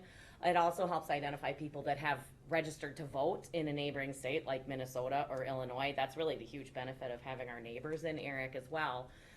We can also identify people who may have moved within the state, possibly based on the national change of address information, or from if maybe they've updated their driver license but haven't updated their voter registration, et cetera. So we get better information on people who've moved as well as better information on people who may be deceased. So that's really the advantage that we get from this over what we do today.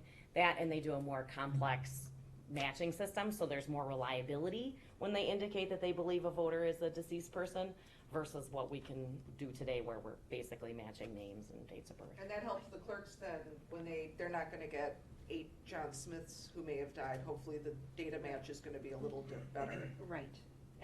I have two questions. One is, are you still doing the 4-year purge of the voter list? Yes. So that would be done technically at the same time as these other purges will be done based on Eric, right? Well, the timeline for the 4-year maintenance was recently changed by the legislature, so it will be done during the summer of 2017 as opposed to in the middle of the spring election. Prior statutory deadlines involved trying to do the 4-year maintenance in the middle of the spring elections, which proved to be challenging. So the 4-year maintenance is required by state statute, where voters who have not voted within the last 4 years get a postcard where they have the option to continue their registration or be removed from the list. So that is another initiative we'll be doing over the summer. The other thing is people who move within Wisconsin, and I've been out of it for a little bit, so it may have changed. But you used to be able to, if I was registered to vote in Sheboygan Falls where I live, and I moved to Milwaukee, I could still vote in Sheboygan Falls as long as I didn't register to vote in Milwaukee. That was the old rule, correct? That you didn't. If you had as- intent to return. I haven't, yeah, right, intent to Yeah. return, I'll which let is, Mike take that you one. know, If it was legal. which If is it a was little, legal. well, you know what I'm saying, you know, so your people who moved within Wisconsin could be people who have the intent to return. Mhm. So you would first have to contact them to find that out before you could drop them from the list in Sheboygan Falls and move them Absolutely. to somewhere else. And Okay. people do it is also legal to have a different address for your vehicle or driver license purposes than you're actually voting at as well, and that's all acceptable under statute. So for people that have moved within the state, I don't think there's any getting around having some kind of contact to them, and the intent is to encourage them to register. However, we do still have that reliable information that they don't live there as well. So we haven't worked out the procedures yet for how we're gonna work on the list maintenance. We'll certainly come back to the board, I think, when we're ready to do that and try to get, again, more feedback on how to proceed with that. And we apologize, we haven't focused on that much yet, just Well, because and the that- and that's fine. I timeline just, was so tight you for know, the I just eligible wasn't nurse. clear if that was still, you know, the way it is. And by the way, great job saving $180,000 or the like on postage. Mhm. That's a huge difference, and with the $150,000 grant, I think that's excellent work, and congratulations to you for doing that. It's still a lot of money, but it's a lot more palatable. It's a great plan. We have to give credit to the staff, Sarah and Jody and others came up, and Ann overly worked on that, and it's just the type of, you know, sort of thinking that we have in the staff, always looking for what is the best process and how can we do things most effectively and efficiently. Sarah and Jody, before we let you go, I think we wanted to touch on a couple of things brought up by Ms. Hanson and Mr. Malischke in their comments related to the security of the data in the ERIC process. And also then I think we want to touch on the language in the postcard and go through that if we could. So I'm not sure who wants to handle the. As far as the security of the data, you're Are we probably gonna better. get hacked and are the Russians gonna own it? Yeah, well, currently, the motor vehicle records reside within the Department of Transportation in a big database in their mainframe, which is, you know, subject to hacking today. Similarly, voter registration records currently exist in the statewide voter registration system, as they have for many years as well. So this data currently exists in existing state databases. So with Eric, because we're then taking that data and providing it to an outside group, we do additional security measures on top of the security that we have for our existing, containers right now. So the two things with Eric, first of all, is the anonymization of personally identifiable information from the DMV as well as from the voter file. The social security numbers, dates of birth, DMV product numbers like the driver license or state ID numbers, those are all run through an anonymizer software that basically it's referred to as a one-way hash if you're familiar at all with encryption. But what it does is it takes that information and turns it into a programmable form of gibberish, and Eric takes it that way and matches it that way. So if we have a product number, a driver license number that we apply this one-way hash, it turns it into gibberish. DOT runs the same thing. They're going to generate the same gibberish we do, so you can still see that the information matches, even though it's not human readable or even machine readable. And actually the processing for the hash, part of what makes the one-way hash work is that the hashing code itself is extremely protected by Eric. It's not used by any other organization, the specific hashing algorithm, and that is their most secure asset. For them to send us the anonymization software, they actually encrypted it first and used a secure file transfer protocol to get it. So they did 2 layers of security just to send us the software that would actually perform the anonymization. They have more information about that if you're more curious about how the one-way hashing works. But that ensures that the data itself, the public record data is not anonymized. However, the personally identifiable information that's protected by statute is run through this anonymization process. We also send the files to them, layer number 2, using this GPG encryption process where I won't go into it too much, but we encrypt the data and then we create a public key, which we can then give to Eric, and they can use that key to then unlock the file once they receive it from us. So the only person that can unlock the encrypted file is whoever we send the public key to. So we're doing that as well. And then layer number 3 is that we're using a secure file transfer protocol, secure FTP, which is, technology that's been used for many years for how to secure files.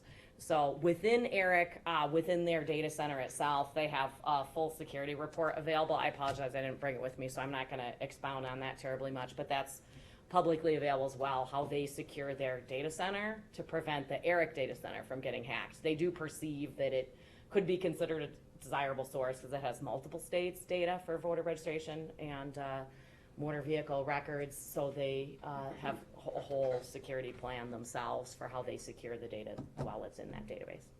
And I would just add, DMV is obviously very protective of its data. Very important that they keep confidential data confidential if it's supposed to be, and so they had questions about this as well, the security of the whole process and the data transfer, and in the end that they were comfortable with this process. Interestingly enough, the data center that Eric uses is located in the state of Wisconsin, and so At an unspecified location. they offered a tour to us if we'd like to see it. Field trip. Yes. Is there, Reed, do you have anything to weigh in on this? We do want to get to the call center. I thought maybe Yeah, the were there commission would additional wanna questions discuss. from Ms. Hanson, or did we want to talk Oh, about? I'm sorry. Go ahead. I think we want to touch on the postcard itself, what the purpose is, and also we had questions about, whether or not we should be including other information in this postcard and the decisions that we made as a staff. I think we have a pretty strong recommendation to try to stay with this language, but maybe you could explain a little bit about what the thinking that went into it. Sure. Basically, kind of as we said earlier, the postcard is to drive eligible but unregistered individuals to register prior to Election Day in various manner, but My Vote is our website, so it would be great for the clerks and easy for individuals that have access to computers to register that way. As far as the photo ID language being incorporated, I think Commissioner Glancy addressed that earlier, we made a conscious choice to leave that language off the postcard because the one thing we do know about these folks receiving this postcard is that they already do have a valid photo ID. So we felt like we didn't actually need to include that on the postcard. Some of the other items that are important to point out are, we did include language to address that you must be a U.S. citizen, at least 18 years of age, and not basically not serving a felony sentence at the time. I wanted to ask about that because as written, I don't think it says that. As written, it says not otherwise disqualified for reasons such as a felony sentence, not currently serving a felony sentence. Okay. And to me, those are two very different things. Currently serving a felony sentence means you're locked up, you're on probation, parole, or extended supervision. Having a felony sentence could easily, and I think very commonly, be interpreted as having been convicted of a felony at any time, which is what some states have, but Wisconsin does not. I think to be more accurate, it should say currently serving a felony sentence, because if you are out and about and currently serving it, presumably, or hopefully, if you're on probation, parole, or extended supervision. But otherwise, as written, I think it implies any felony sentence ever, and that's not been our law for forever, I think. Sure.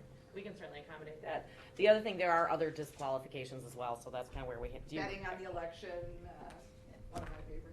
We don't want to give them any ideas, though. Well, I actually appreciate that you're putting that in there, because we really don't want people who aren't eligible to vote to go through this process or accidentally vote or do things like that. But I think we also have to be accurate, because the right to vote is restored once you've completed your felony sentence, and therefore you have to be currently serving to be disqualified. We can absolutely state that, the felony part specifically like that. Mm-hmm. Otherwise I would just state, there, as I mentioned before, there are a lot of Postal Service restrictions on where we can have language, what the borders have to be in the margins. We did also look at samples from other states, ones that had been effective for them, to try to have a basic message on one side, along with more content on the side that has the voter's name and address on it. I wonder if it will be obvious to them where to mail this document. They're gonna have to go to My Vote to find out, because it's gonna go to the local municipal clerk. And that's clear and evident on My Vote when they start going through the registration process where they will mail it. Okay. I would note we had discussions about almost every single word, and tried to shave down as much as we could, and you lose a little bit in condensing it. And Ann still came up with a great idea. Yes. Yes. Yes, absolutely. We would note that the sentence you see on the bottom section about the postcard being an official mailing from the state of Wisconsin, that was some input that Reed learned from other state agencies, that they thought it really made a difference because of the mailings that are out there, that there needed to be some indication that this was an official mailing from the state of Wisconsin, especially when you get around election time and you have all kinds of things coming into people's mailboxes. If there are no other questions, I guess, on the postcard or the Eric mailing, we do have a motion, but we thought that maybe we ought to have Reed make the presentation about how we plan to handle the calls, and then the commission could entertain both of those motions at the end. Are there two motions or just one? There are two, but they can be combined. There's one in the packet and one in your agenda item J, supplemental materials. Oh. Yeah. I see. Okay. Hello again. We apologize for the lateness of getting this memo to you. It was completed late last night, as we've been working through this process on not just how to send the postcards out, but how to make sure that when people receive them, they will get good service. And the main thing we're asking people to do is go to the My Vote website, which is absolutely able to handle excuse me, all of the increased traffic from people coming to look themselves up, start the registration process online. However, we also know that not everybody is going to have a computer or have internet access or feel comfortable, even if they maybe do, they want to talk to a real person. They may receive this and already be registered, but because of the data matching, you know, we included them when we shouldn't have. It's possible some of these may go to, you know, somebody's deceased husband or wife, or to somebody who no longer lives there, and those people are going to have questions about, why did I receive this? They're also going to have questions about, is this a real mailing, or is this some sort of identity theft scam? We're expecting those sorts of things. People just normally have those sorts of questions. So we wanted to be sure that we could handle all those calls. Now, as indicated in the memo, this is the largest mailing we have ever done. The closest one to it is back in 2009 in the summer, right after I started. We mailed out approximately 70,000 letters to people as part of what was known as the retroactive HAVA check, telling them there's a discrepancy in your information, please call us to resolve it. And we were extremely busy at that time as a result of that, and not able to handle all of those calls coming in. So in figuring out how we would do this, I think we thought about what would it take to get the infrastructure and staff a call center here, most likely in this room. And as we got into it and started thinking about it, we realized maybe that's not the best idea. So we initially started looking at commercial call centers, but then also talked with representatives from the Department of Revenue and Department of Workforce Development about their call center experience, and quickly got routed to an organization in Milwaukee called Beyond Vision, which is a nonprofit group that employs people with visual impairments and who are blind. And they do all sorts of things at Beyond Vision, like they have a machine shop, they do product assembly, they do fulfillment, and they have a call center. And currently, they have a contract with the Department of Revenue to handle all of the calls for the state's unclaimed property program. Occasionally, you'll see the ads in newspapers that'll have lists of names of people who have a bank account that they didn't know about, or a safety deposit box. And there's a number to call to make your claim. That call goes to Beyond Vision. It doesn't go to DOR. And they've been handling this for first the State Treasurer's Office and now DOR for at least 4 years. And our contact at DOR highly recommended that we get in touch with them, which we did. And there's an existing state contract which we can piggyback on, meaning we get the same terms, the same good rate, and we don't have to go through the bidding process. In terms of looking at possible commercial solutions, when you hire a call center, basically what you do is you pay per minute that they're serving calls. And commercial call centers in the Madison area that could do this sort of thing charge about $2 a minute. Beyond Vision charges 61.5 cents a minute. They will provide a toll-free number for us. They can provide 24/7 service. Now, their experience is that 85% of those calls are going to come in during normal business hours. But still, if somebody has to work all day and can't call until 7 or 8 at night, they can still get a live person on the phone there who can work from a script that we would develop with Beyond Vision to take people through the process of, if it's a call about the legitimacy of the mailing, if it's a call about, I think I'm already registered, if it's a call about, I don't really want to go on the website, can you help me get registered? Who do I send my information to? They can essentially handle all of that for us. So what we're asking is that you give Mr. Haas authority to enter into a contract using the existing state contract with DOR. If I understand correctly, the money be utilized to pay this is currently in the current budget, and it's HAVA money? Correct. That's available? Yeah. Okay. So we're not increasing any, Right. and it Yeah. seems a reasonable and well-researched project to me.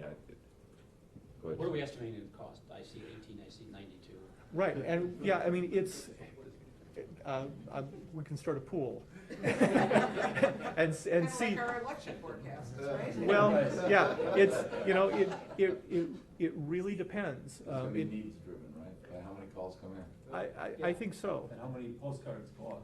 Right. And the Eric folks, they gave us, based on other states' experience, they gave us estimates ranging from like 800,000 to 1.8 million postcards. That's how wide the variance was. And so we're sort of expecting maybe 1.5, 1.4 million. Yeah. But Yeah, we I don't mean- really know. We won't know for a couple of weeks. We'll have more certainty once Right, Eric does yeah. the actual matching. But my question went to the budget. Right, exactly, and so we don't know exactly how much it will be. If, I mean, we do have the money to cover that. I would say that if it's on the high end, it's something we certainly could not afford not to do. Does that make sense? If we were gonna get 30,000 phone calls, the staff in this office just doesn't have the ability to do that, and it's not fair to callers to have, you know, busy signals and, you know, not be able to do that. So, and the other thing is, and I think Jody and Sarah mentioned this, we will be doing a lot of media in advance of the mailing in conjunction with National Voter Registration Day to let people know that this postcard is going out, that it is a legitimate state mailing, and encourage them to use the My Vote website. But we also want them to know that if they have questions, they can also call that toll-free number. Reed, and something that we mentioned too is with the nonprofit postal rate and that savings, that would give us some room to accommodate this call center with that range for the quote that we provided. No other questions. I think the staff is asking for approval on two motions. One on page 30 of the original, and the second on the page 4 of this most recent memo. Is that correct? Correct. I would move that we accept the staff plan for participation in ERIC, including the mailing to potentially eligible but unregistered voters, and that we authorize Administrator Huss to sign a contract with Beyond Vision for the call center at a rate of 61.5 cents per minute, utilizing the existing contract, and we would waive the need to bid it out. I think it's 0.615 cents. Sorry, point. 61.5 cents. Oh, it is. It's $1. You're right. Same thing. Sorry. Yeah. Second? Steve, second. Yes. Any further discussion? All in favor? Aye. Aye. Any opposed? There you have it. I think, Jody, you're still on with the voter felon audit? Yeah. Thank you, Reed. Oh, yeah, sorry. Yeah, we do have online voter registration next, Sarah is. Oh, I'm sorry. I'll come back. Sorry, So Lois. I did set this up earlier, but Sarah's gonna talk about OVR. And one thing I wanted to mention too, this is another project where our team has worked extensively with DOT. And so you heard earlier about our involvement with DOT with photo ID. We were very involved with DOT with the ERIC project, and we're very involved with DOT on the online voter registration project as well. So we have, they have become to know us quite well, and we've also got the opportunity to know them quite well at the Department of Transportation. And Sarah can get into where we are today. Sure, the update on online voter registration begins on page 37 of your packet.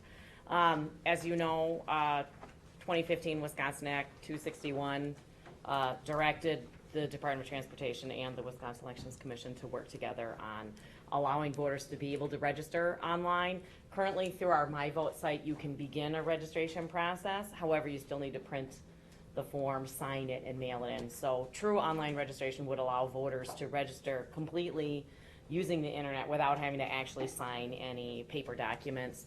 What allows the system to still have the security and the confidence that people need to be able to register online is that we are verifying data with the Wisconsin Department of Transportation.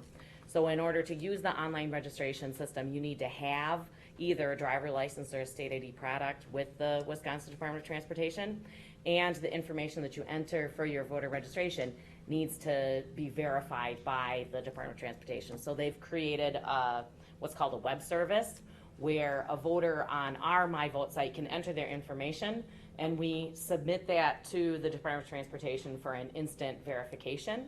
And then they pass us back information on whether that data matched what was in the Department of Transportation or not, and that determines if the voter can go ahead and proceed with the registration.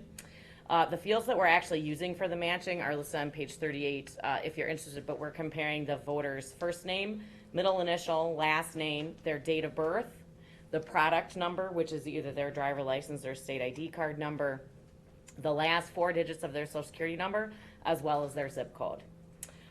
If all the information matches, then they'll be able to proceed with the online registration. If the personally identifying information matches, but the zip code doesn't, then we're going to route them to the Department of Transportation website to be able to update the address on their driver license or state ID first before they'd be able to proceed with the online registration.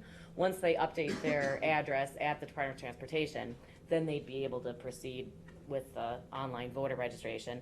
The third option is if any of the personally identifiable information doesn't match, they can't proceed at all. At that point, we would direct them through our current click and mail process, where they can begin the process online, but then they need to print and sign the form and return it to their municipal clerk. So we've been working on this project, obviously, as we said, very carefully with DOT. We've had a lot of back and forth on how to make sure the verification process works. We're really trying to balance 2 things. Number one, we want to adequately verify the voter's information that they enter. However, we do want to allow the voter to be able to proceed with the registration, and as we know from our experience with our existing HAVA checks with DMV, sometimes matching data can be a little tricky. So we do understand that there are qualified voters who may not be able to use the online registration system because we're not able to match their information, which is why we want to route them through the click and mail process so they can still use the website. They'll just need to then print and mail in the form. So DOT has made great progress technically on the web service. We're currently doing some testing with that in their test environment to make sure that we know the right calls so that we can then write the back-end plugins with our My Vote Wisconsin website. So we are currently on track to have this completed in time for the February primary as required by statute. Are there any questions about the process? If there are no questions. What's the DOT product number? That's either the driver license number or the state ID card number. Are you instructing on your website to tell people to enter their information exactly as it appears on their driver's license? Yeah. Because some people may not have included their middle initial on their driver's license application, but they would put it in, Yeah, and obviously both of you have a lot of experience with our HAVA checks right now. We do instruct them obviously we're building it, but we will instruct them to enter their name exactly as it appears on the product. The other thing as well, at DOT, with their gradual progression through the Real ID law process, they are getting more full middle names as a part of the Real ID process. Because if you get a federal Real ID, the information they enter on your driver license actually has to exactly match the information on your documentation, whether it's your birth certificate or your citizenship paperwork, etc. So the data in DOT is always changing. We used to not before they just had middle initials, not middle names, or sometimes not at all. Sometimes they have colloquial first names and not full first names.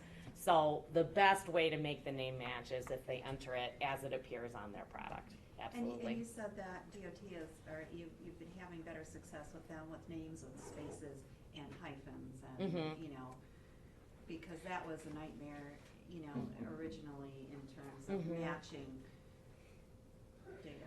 It absolutely was. One of the things we're working with DOT as part of this process is when we're comparing names, there are certain special characters, names with spaces, apostrophes, hyphens, any of those kind of things that can conflate the matching process. So one of the things we are working on with DOT is maybe stripping out those characters and not using them as part of the comparison, because if you have two last names, whether there's a hyphen in DOT or not, we can still be confident that you're the same person and that you're registering correctly, whether DOT had the hyphen or not.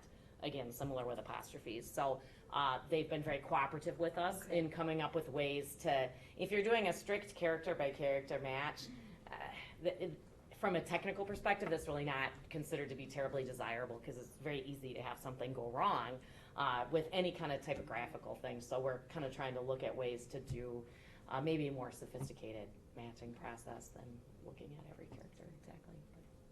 There are no other questions or comments.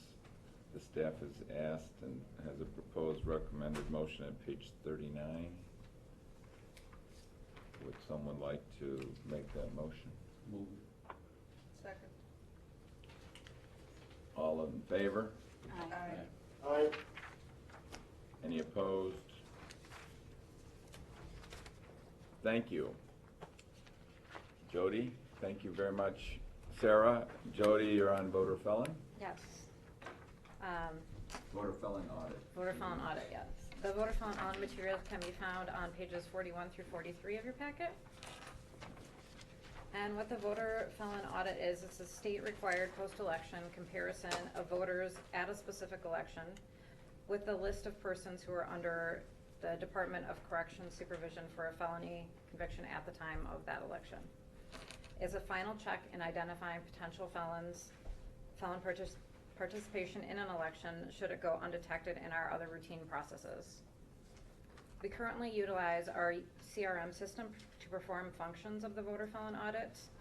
Once the initial file has been run, which compares our election participation data with the Department of Corrections felony data, we then begin a multiple stage review process. The first stage is to have DOC review the information they sent to us to make sure it's correct. Once in a while, they'll identify someone who was not actually convicted of a felony, maybe a misdemeanor, and it didn't come across in our files, or to double check the discharge or separation dates. Once they verify that's correct and enter any notes in the system that they want us to be aware of, the second stage is to have it sent to the municipal clerks to review. When the municipal clerks review the information, they also attach in the system a copy of the voter registration form and either a copy of the signed poll book form or a copy of the signed absentee certificate envelope. The attachments that the clerks provide help us further research it, which is stage 3 when it comes back to us here at the Elections Commission. We check all of the other prior reviews, and if the match stands with the information we have, and we do additional research. If we can't find any errors in it, then we're going to send it to the appropriate county district attorney's office to research and determine how they want to proceed with that. The voter felon file and registration list alerts are other checks that are also in place to help identify any potential felon matches, and they are accessed through the WisVote system by clerks. The voter felon file is a current list provided by DOC, which identifies felons that are on active community supervision and could potentially appear in person to vote. Registration list alerts, again, Sarah touched on these briefly earlier, help identify potential felons, potential ineligible felons.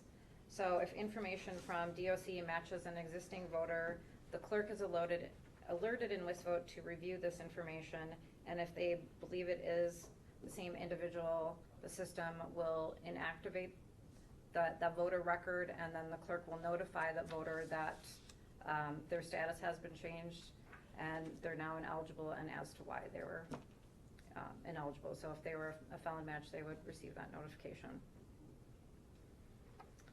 We provide bi-yearly comprehensive updates on the voter felon audit based on what the previous board adopted. And for these updates, we provide extra materials and charts of information in the months of August and March. And we plan to continue to do so unless otherwise directed by the current commission. I just want to talk quickly about the statistical chart on page 43, I believe. Yep. You may notice a sharp increase for the 2014 general election, identifying 229 people as potentially being potential felon matches. I just wanted to point out that specific number was skewed because at the time the DOC file was pulling in a number of matches that had already separated. So that number in actuality was lower, but we don't really have a way to figure out what the actual number was.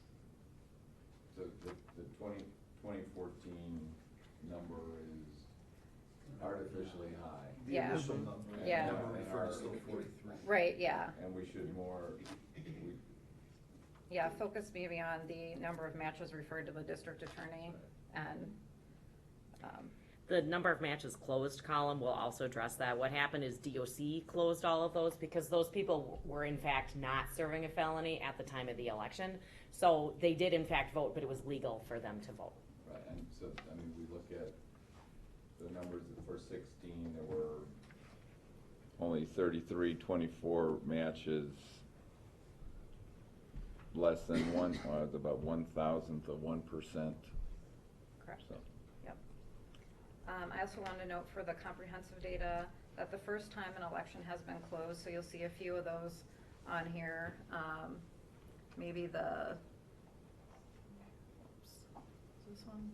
Like the special primary assemblies for 99 and state senate 33, a lot of those are closed out already. But we will provide those the first time they are closed on this material, and then we'll remove them from subsequent materials just so that it doesn't become overwhelming. But we'll still always keep track of that data should it need to be referred to in the future.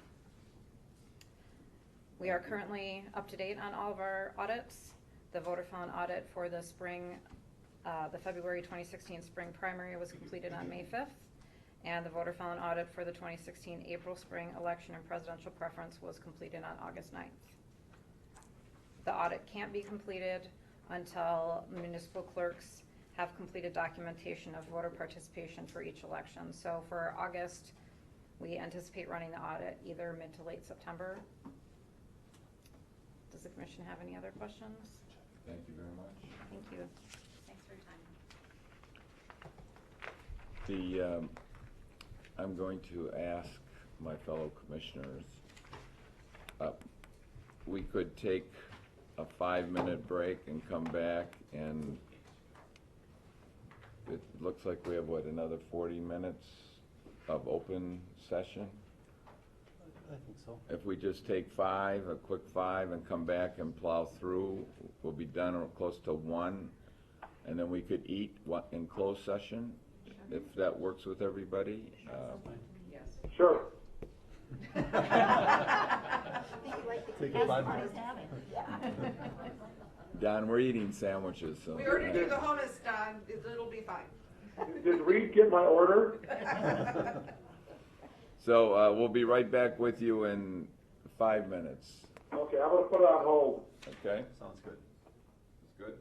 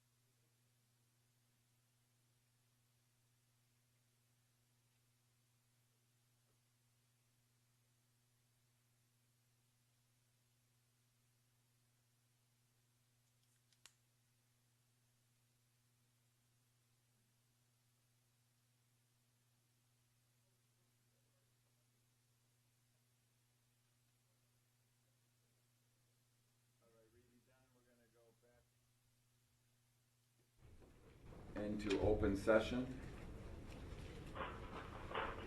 You there, Don? I am here. Great to hear your voice. We are on item M, and Mike is going to address us as to the presidential electors nomination meeting. So I think this will be a quick agenda item. There's a memo starting on page 45. There's a little quirk in the statutes about how parties select presidential electors if, in the event that their candidate wins the Wisconsin general election vote.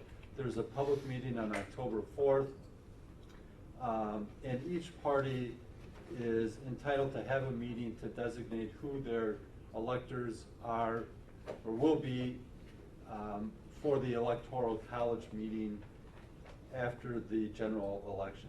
And the quirk in the law is that it somewhat assumes that the ballot parties who are entitled to select electors have individuals who are either current legislators or candidates. And we have three, what people may refer to as minor parties. In addition to the Republican and Democratic parties, we have the Constitution Party, the Libertarian Party, and the Wisconsin Green Party that have all achieved ballot access either by virtue of their candidates receiving the required number of votes at the previous election or by petitioning the state. And so they have a right to name these presidential electors. But and the Libertarian Party does have candidates who could participate in this meeting. The two other parties do not. So we have simply proposed a way to accomplish what the statute requires, allow those parties to designate their electors, but if they do not, but to allow the Constitution and Green parties to simply submit a list to us. We will share that publicly because there is this public meeting aspect to the process, but they don't really have anybody to have a meeting. Their party chairs, we are proposing, would submit a list to the state, and those would be the designated presidential electors in the event that their party would win the presidential election in Wisconsin. And so we just wanted, rather than the staff simply going with that procedure, we wanted to run it by the commission and make sure it was comfortable, or if it had any other feedback, we could certainly discuss that. We have a recommended motion on page 46. Absent any discussion or questions, I would entertain a motion or the motion at page 46 of the. So moved. Second. Any discussion on the motion? If not, all in favor? Aye. Anyone opposed? Thank you. I believe then item N, administrative rules. Nate, you're back up. That's correct.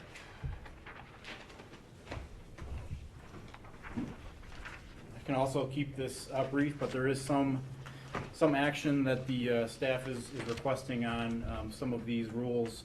The memorandum that I prepared on the admin rules starts on page 47 of your materials.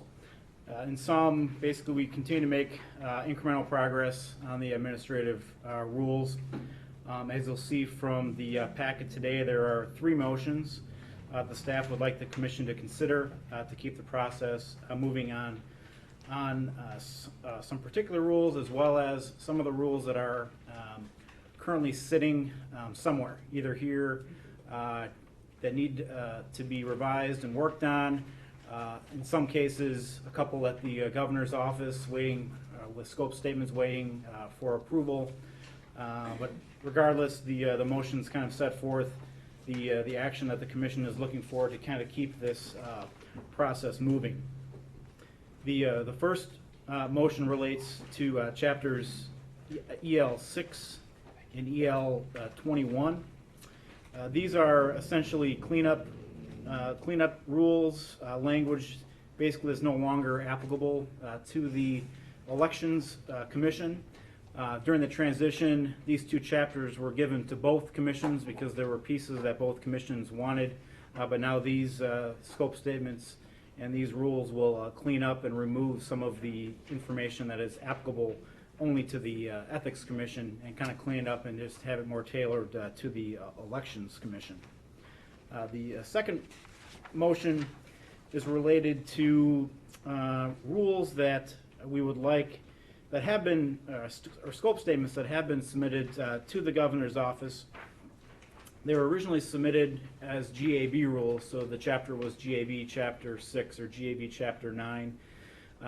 It's kind of technical, but the governor's office has recommended and kind of asked us to resubmit those under the appropriate EL admin rules, which I think from our perspective makes sense, makes it cleaner from the beginning of the process. As these things get posted and published and move throughout the process, all this information remains.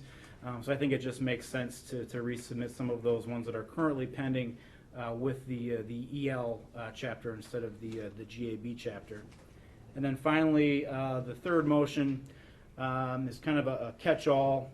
Its intent is to look at all of our current rules, looking for direction from the commission as to allow us to come back with a more comprehensive report on where everything is at currently.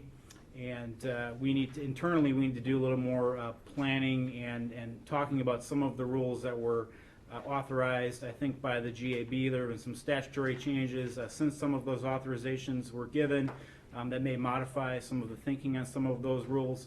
But the intent of the third motion there is to direct staff to put together a comprehensive report of where we're at on anything that is kind of hanging out there and pending, and then come back with specific recommendations and look for direction from the commission as to how we want to proceed on some of those rules that are just kind of, like I said, hanging out there. I'm happy to answer any questions on any of the rules, but that's pretty much all I have to really present. And the recommended motions, if you choose, are all contained on page 48. I just had a couple of questions. Sure. Generally, with the new statutory scheme, what is our overall deadline for completion of developing these rules? Well, If from you the recall. from the start to finish, the rules generally have to be completed within like a 4-year cycle. So from the time that scope statements are authorized to the time that the rules are fully promulgated, it has to be done within 4 years. Then the proposed motions, for example, the second or the third motion references attachment 1, and within attachment 1, it includes language intends to present statement of scope to commission for review and reapproval for a future meeting. Yes. So what I'm trying to find out is what are the time frames for these future meetings? I'm assuming it's not going to be by October. It's unlikely will be, just with the Okay. November election. There's a little bit on everyone's plate, and we need staff for input as well, and they're pretty busy with a lot of other So, I mean, if projects, December, then I think we also have a meeting in December. Sure. I think that's more realistic, at least to get a good handle on the majority of it. There could be still some outstanding ones, but I think that's a good goal. So then if we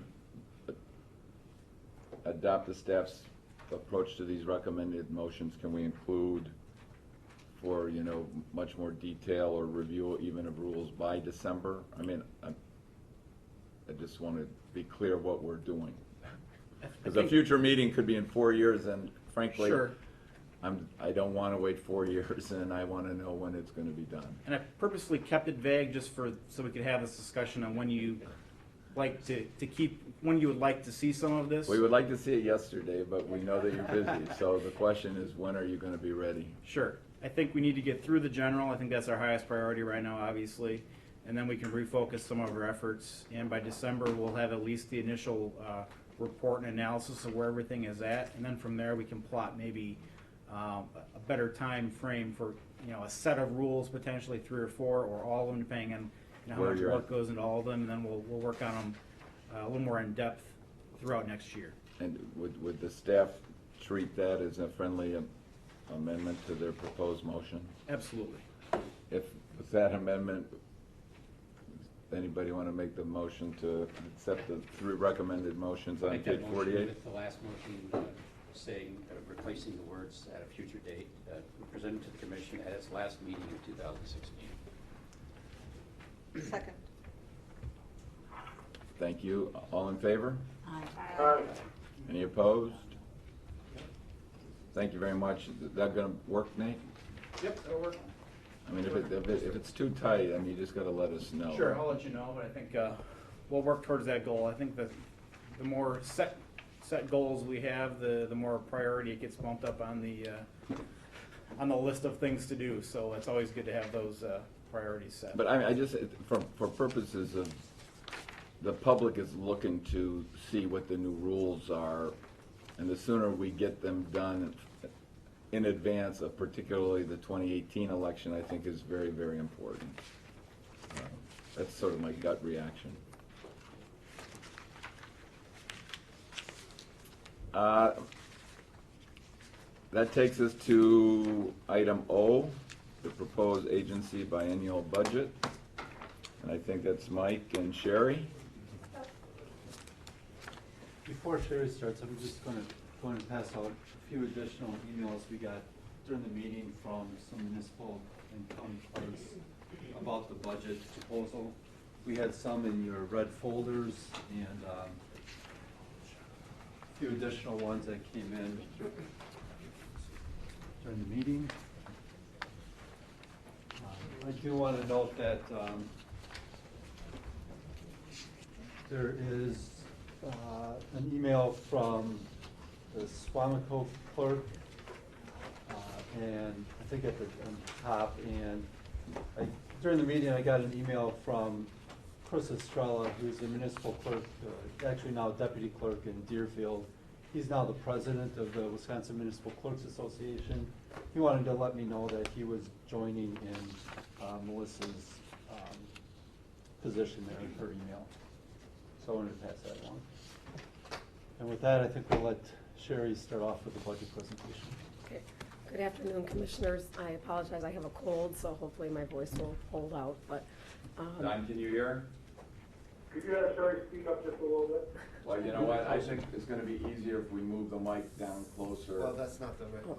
Yeah, no, it's this one here. Oh, which one? Can we have you switch for some?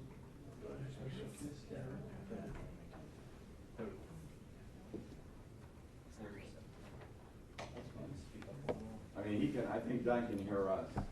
I can hear the numbers and the mic pretty well. Okay. Sorry, I have a cold, so my voice is kind of going in and out. That's much better. Okay, great. Okay, so agenda item O is in your packet in the red folder. And so it's, right now staff is in the process of developing our 2017-19 biennial budget, which runs from July 1 of 2017 through June 30th of 2019. And I'm sorry, Sherry. Excuse me, ladies and gentlemen in the gallery, because poor Sherry has a terrible cold, if you could just keep your voices down so we could hear her a little better. Thank you. Our budget is due on September 15th of this year to the Department of Administration and to the Legislative Fiscal Bureau. And this year, our recommendations are, the recommendations for submitting the budget are to, the staff's recommendations are to continue the agency's current operations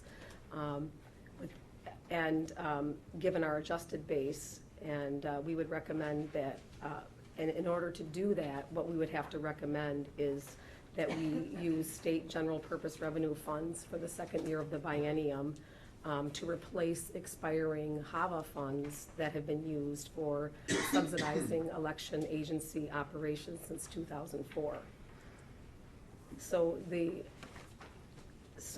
in moving forward, we have 3 specific decision items that we are suggesting for the commission.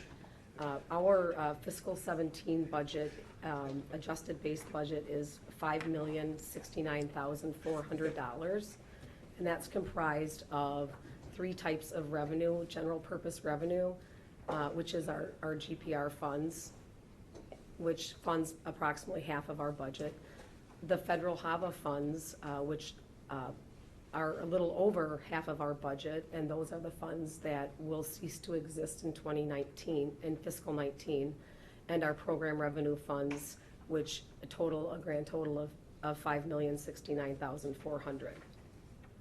So with the zero growth policy, it presents a challenge for the commission, and we believe that we can meet that goal in fiscal 18 with existing funds, given our adjusted base, and we'll be spending a little bit less on salaries once we complete that exercise.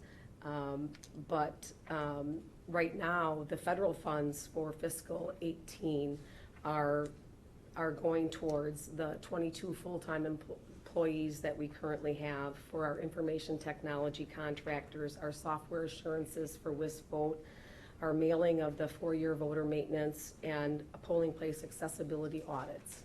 And in 2019, the funds will cease to exist. So what our major budget item really is, decision item number 1, is to fund to fund all of these initiatives, which will cost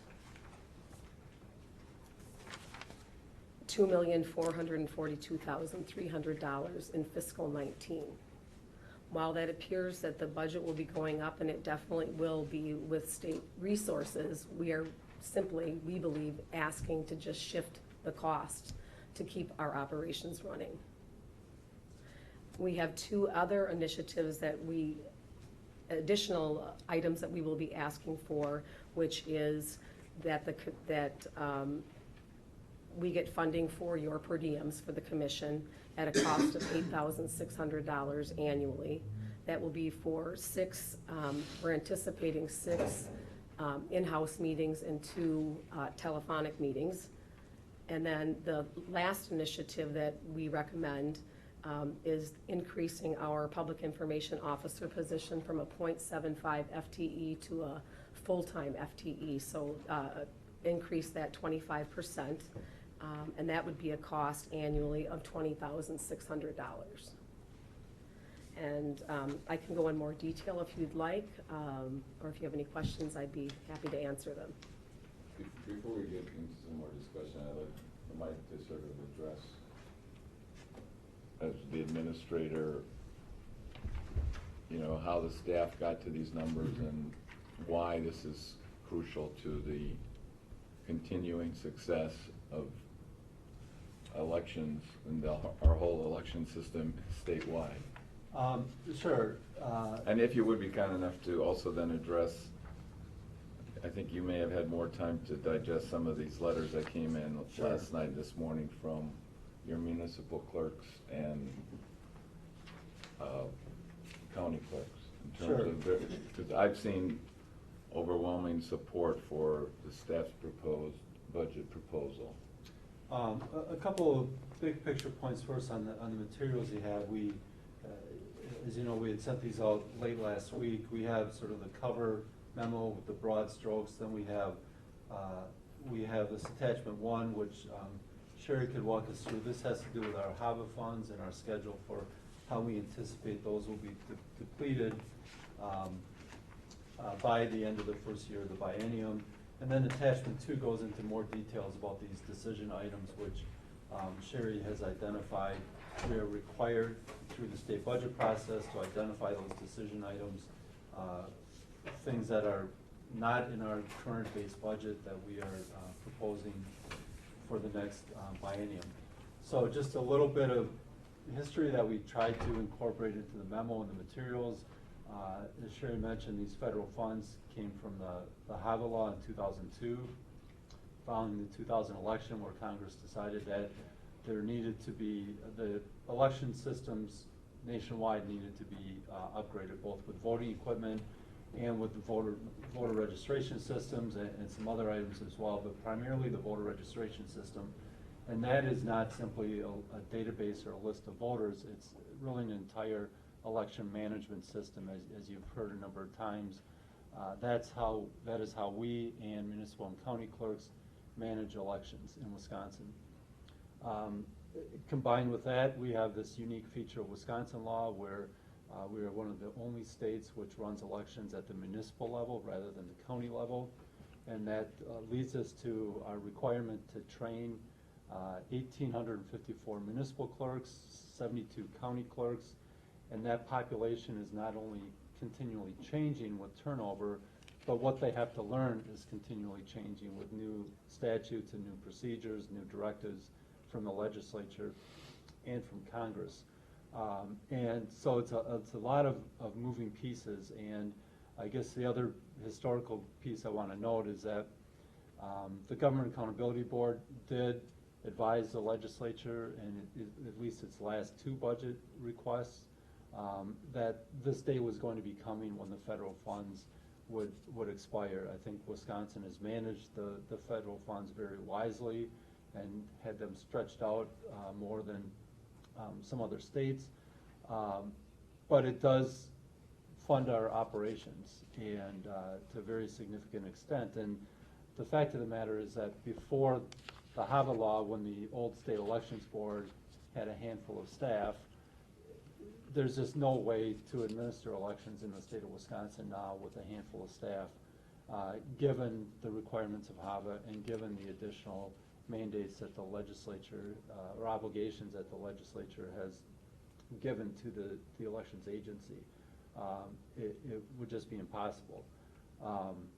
And so that is what has led us to this approach. We are making it clear that we are not proposing to increase our overall budget, but simply put, the federal funds are going to be expired. And we have, as I said, the GAB did request that the legislature in the past start to transition some of these federally funded positions to state funded positions. And I think the basic approach of the legislature was, let's cross that bridge when we come to it. The agencies should fully expend its federal funds before transitioning any federally funded employees or operations. I would also note that, as we pointed out in the memo, the agency did reduce its federally funded positions in the current budget period. It was 26, it's now 22. And so we are not starting from really a blank slate. We've already had some significant reductions, and going forward, it's going to be a decision for the policymakers to decide what level of service and what responsibilities we can reasonably undertake with the resources and the staff that's allotted to us. Questions, comments, observations on this process before we address? I believe there's 4 recommended motions at the bottom of page 3 and on page 4 of the memo. I would love to hear from Commissioners Gill and Glancy, based on their experience as clerks, as to their opinions on the ability of clerks to do their jobs without the Elections Commission being properly staffed or having these positions. I was in the county clerk's office for almost 30 years, okay? So prior to statewide voter registration, prior to the electronic voting equipment, and I can tell you that the work in elections has multiplied many times based on those things. That has increased the work in the county's offices, it increased the work in the municipalities' offices, and that in turn, just the statewide voter registration system is a huge undertaking for the state of Wisconsin. And you can't go back to what what they had before, because then that whole system would fall apart. I know that in election seasons, I would call, the office here many times for questions and guidance on things. We rely very heavily on the information they send out. All those nice clerk updates, and don't forget this law has changed and whatever, are crucial, because especially municipal clerks have multiple things on their plate. County clerks do as well, but I think municipalities have even more. And keeping track of all those little details in elections, it's very helpful to have that information from the state to make sure that everything is being complied with. We don't want to find out on election day we messed something up, that we didn't, we forgot this form change, we didn't do this correctly. So help from the state is crucial to managing elections in Wisconsin. We can't do it without the state's help. We just can't. and I have to agree with her. This was my go-to if I had an issue, a problem, or whatever. They are the experts, and they were always there for us. Municipal clerks do wear a lot of hats, and elections is just a small percentage sometimes of what we're dealing with. And of course, budgets are always an issue too on our level. We didn't have much to work with and could hardly pay the poll workers, and they're still not paid well today. But I certainly depended on this organization for a lot of help, and we always got it.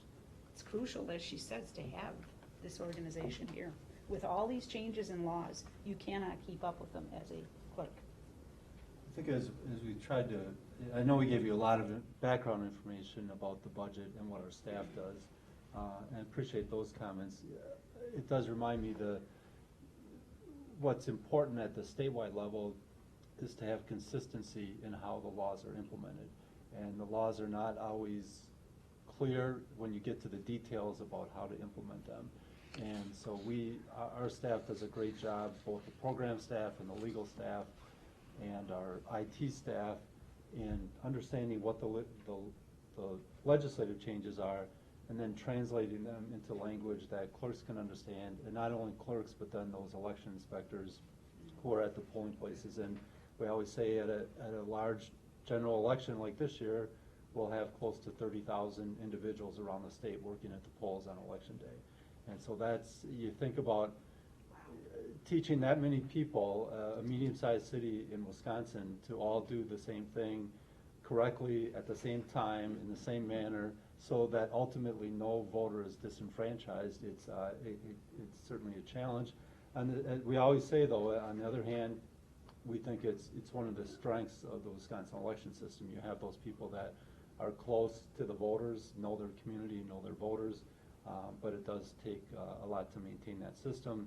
As Commissioner Glancy mentioned, there's just no way to now maintain something like our voter registration system without the expertise that we have, both with our IT contractors and with our staff. You listen to people like Sarah Witt, who's been here since the beginning, and that expertise that she has is just invaluable. I mentioned, we can't run the election agency with a handful of staff. Well, relatively speaking, that's what we have for a state agency, is a handful of staff, 31 employees from the Elections Commission. And when you see, we talked a little bit about some of the current vacancies we have, just a small number of vacancies for an agency like ours does have an impact. We don't have the luxury of being a DOT or DNR where you can go through that recruiting process and things just hum along smoothly. We need to have people stepping up and picking up that slack. So I guess that's my abbreviated pitch for the approach that we're taking. Any other questions, thoughts, comments?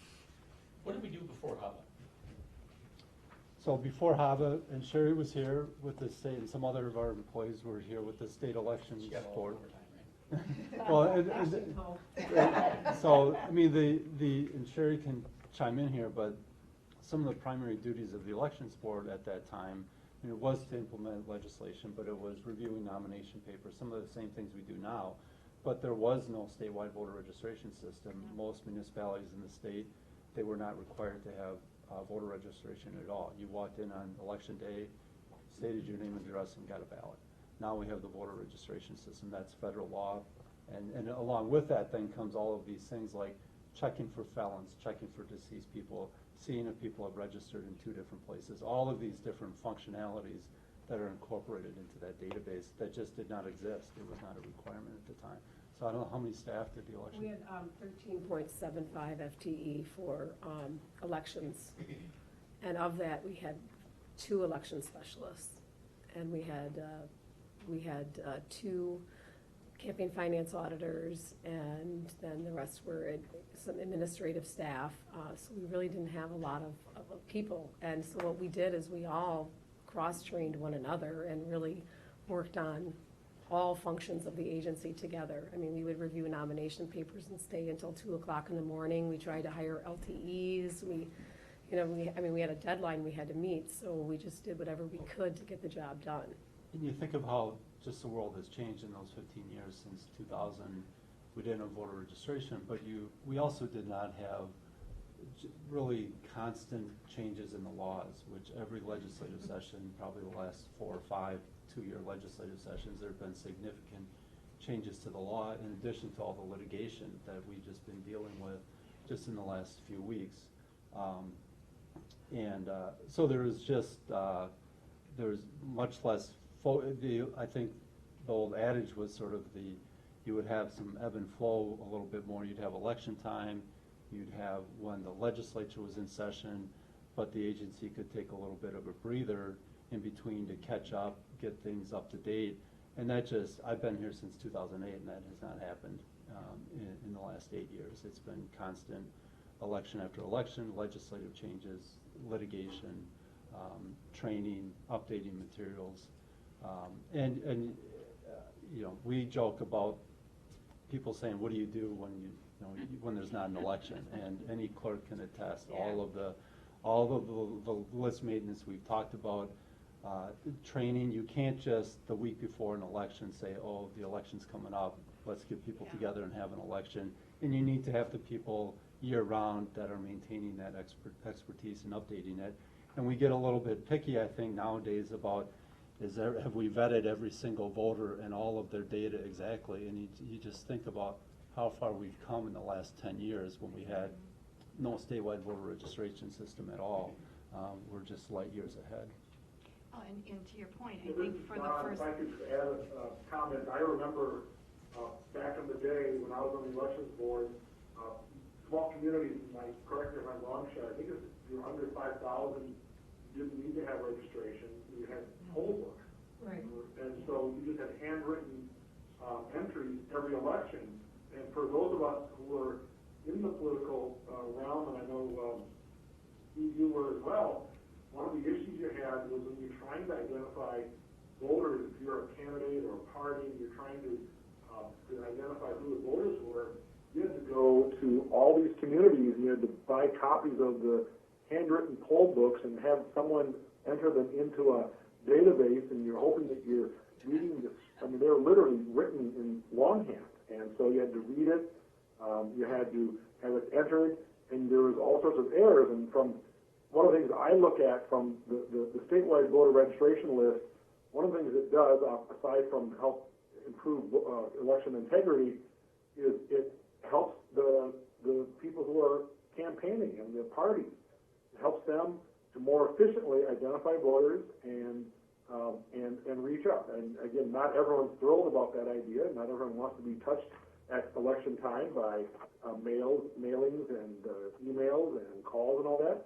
But that's what we have. And so I think there is some value to having the state, or formerly the federal government, but now perhaps in the future the state, pay for the maintenance and the improvement and continued maintenance of the list, and to help local election officials deal with it. I mean, there are alternatives that probably many of us that wouldn't find attractive. I mean, as Mike mentioned, one of the few states that has elections administered at the local level. That's a value that Wisconsin has embraced over the years.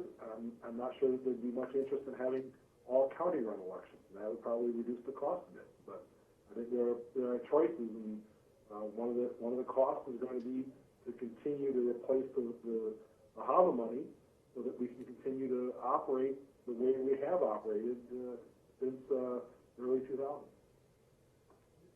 Don, listening to you then, could I ask, it sounds like you may be willing to make the motions 1 through 4 as proposed by the staff? Yeah, I move that we, the commission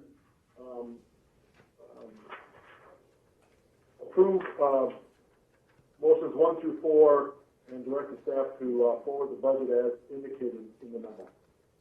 Second. Any other discussion? All in favor?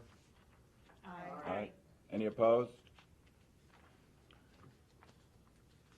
Thank you all. I think this will, ultimately be the test of the new legislation, frankly. If to make this new commission work as anticipated, it will be up to us to convince our friends in the Assembly and the Senate and in the governor's office to pass this proposed budget and make the Elections Commission infrastructure a reality. Otherwise, we will not have free, fair, and open elections in 2018.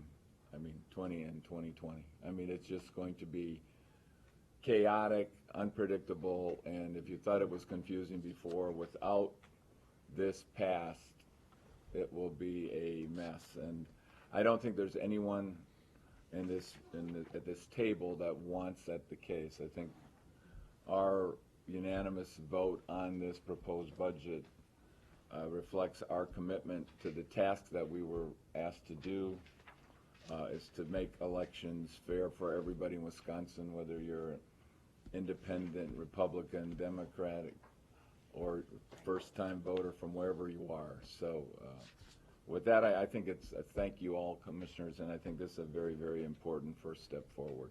Well, we appreciate it as staff, and we'll certainly carry that forward. I thought of one analogy to Commissioner King's question about what do we do before AVA, and the best analogy I can think of on a different scale is if you asked, what did the Department of Transportation do before there were motor vehicles?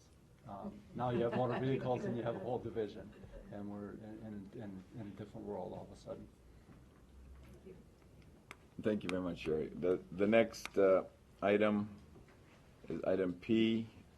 Nate, you're back up again, memorandum of understanding with the Wisconsin Ethics Commission. Yes.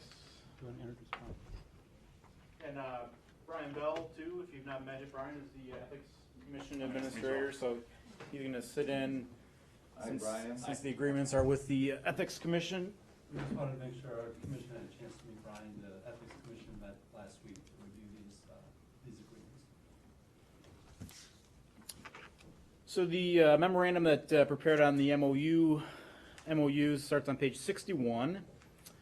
Following the June 30th commission meeting, there were several revisions based on suggestions that commission members had. Those were incorporated mainly on removing responsibilities for the Ethics Commission for public information purposes, for public records requests and those types of things from Reed. That was removed. There were a couple confidentiality sections that we inserted on a couple of the MOUs in response to some commissioner feedback, as well as a more simplified explanation about splitting the rent between the commissions. And those were the feedback that we received from you all on June 30th. Shortly after that meeting, the Ethics Commission appointed Brian as the administrator. So that kind of got the ball rolling as far as the agreements kind of being sort of negotiated, I suppose. Mike and Brian and myself and the council from the Ethics Commission met on several occasions to kind of discuss the draft MOUs that had been put together, just to work out some logistics. Does this make sense for your operations? Talking to Brian and how they were going to proceed, because a lot of it was drafted just based on the transition and how the vision was for the two commissions going forward. So no real specifics on some of the points, but Brian was able to fill in some of what his vision was as well for the Ethics Commission going forward. The memo itself kind of outlines some of the substantive revisions that were made as a result of kind of the meetings between Brian, Mike, myself, and David on at the Ethics Commission. As Mike mentioned, the Ethics Commission also met last week, and they discussed the MOUs that are in the packet, with one addition to the shared staffing and data exchange MOUs, which the language is included in your supplemental. There was some confidentiality information or a clause that was included in both of those, basically just saying that because we're going to be sharing staff and because we're going to be sharing data, we wanted to be more clear on the confidentiality, that each staff would honor that confidentiality of the information that was being transmitted. So that made sense. So those That language, which is in your supplement, is not included in these drafts, but it is proposed within the motion that those will be included in there. The Ethics Commission, with the change on the supplemental, they unanimously approved these versions of the MOUs as well too. So I wanted you to be aware that they are comfortable with these current drafts with that added language. I'm happy to discuss any specific item, any of the specific changes that were made, and Mike can answer some questions as well too on that. If not, there is a proposed. I think Steve has. Oh, yeah, go ahead. Can you be a little more specific, Nate, on what kind of data that's going to be shared? Yeah, and the data that's actually going to be shared is not going to be any confidential data. So on the yeah, it's more for facilitating getting candidates. So candidates have to register with the Ethics Commission, but then it comes into our system. So just getting that information. There's nothing going to be confidential. Right. I mean, I think the concern is we do not want to be subject in any way to open records requests to the Ethics Commission, which we are not part of. We don't want to get embroiled in any of the mess. That's understood, and hopefully. I think that's what Steve was saying. Okay, that was what Steve yes. was saying. So. And hopefully these are drafted to avoid that mess. They have that intent. So. Thank you. With I that, would move that we adopt the office space agreement, shared staffing agreement, and data exchange agreement with the supplemental language as set forth in the materials we received today. Second. any further discussion? All in favor? Aye. Any opposed? Thank you very much, Nate. Thank you.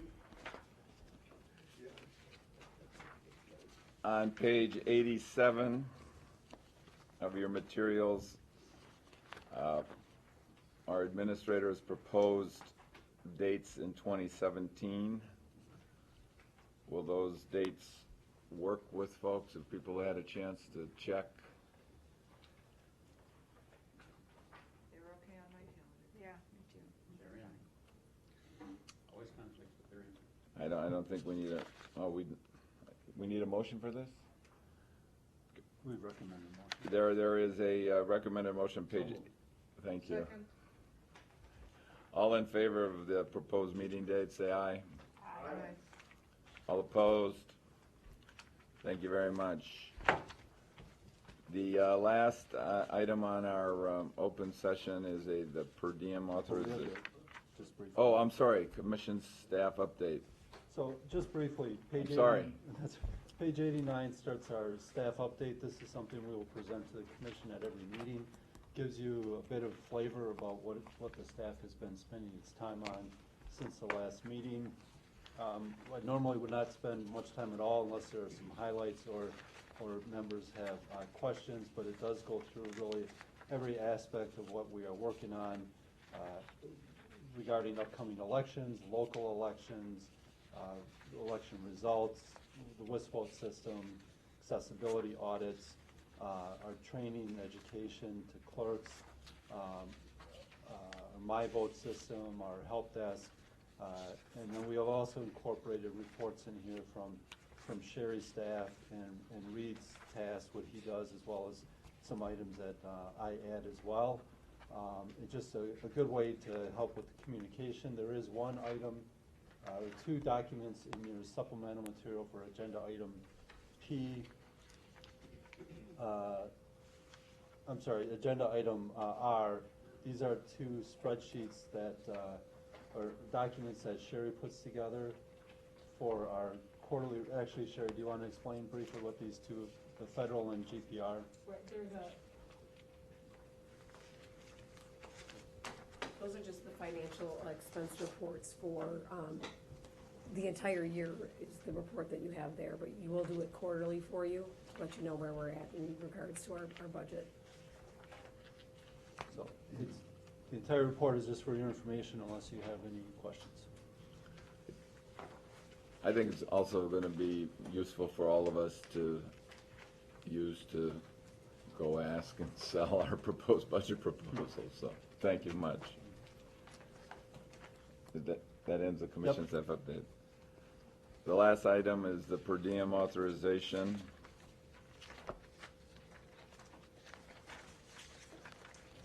I would move for 1 day, and then I have to incur the review of materials. Second. Any discussion? All in favor? Aye.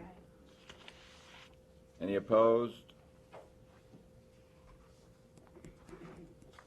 That concludes the open session. Do I need a motion to go into closed session? Yes. But just before I do, I just wanted to say publicly, there were a couple of memos or letters that came in this morning and during our meeting, including one from Artist Cerny, that we will make sure that the staff reviews and addresses in due course, and it's our position, we've discussed it, we want to be transparent, open, and responsive. And so thank you for your submission, and we'll be back to you. And with that, I will entertain a motion to go to closed session. Ooh, go ahead. Second? Second. All in favor? Aye. Any opposed? Do you need a roll call vote to go to? Not if it's unanimous. Right. Okay. So with that, we'd ask Wisconsin-I to turn off its TV and thank the public for being here this morning. We appreciate it. And so the lunches have arrived here, I guess, while we have time to clear the room, if commissioners want to. And I guess it's up to you if you want to have lunch here or in a separate conference room. Can we just eat?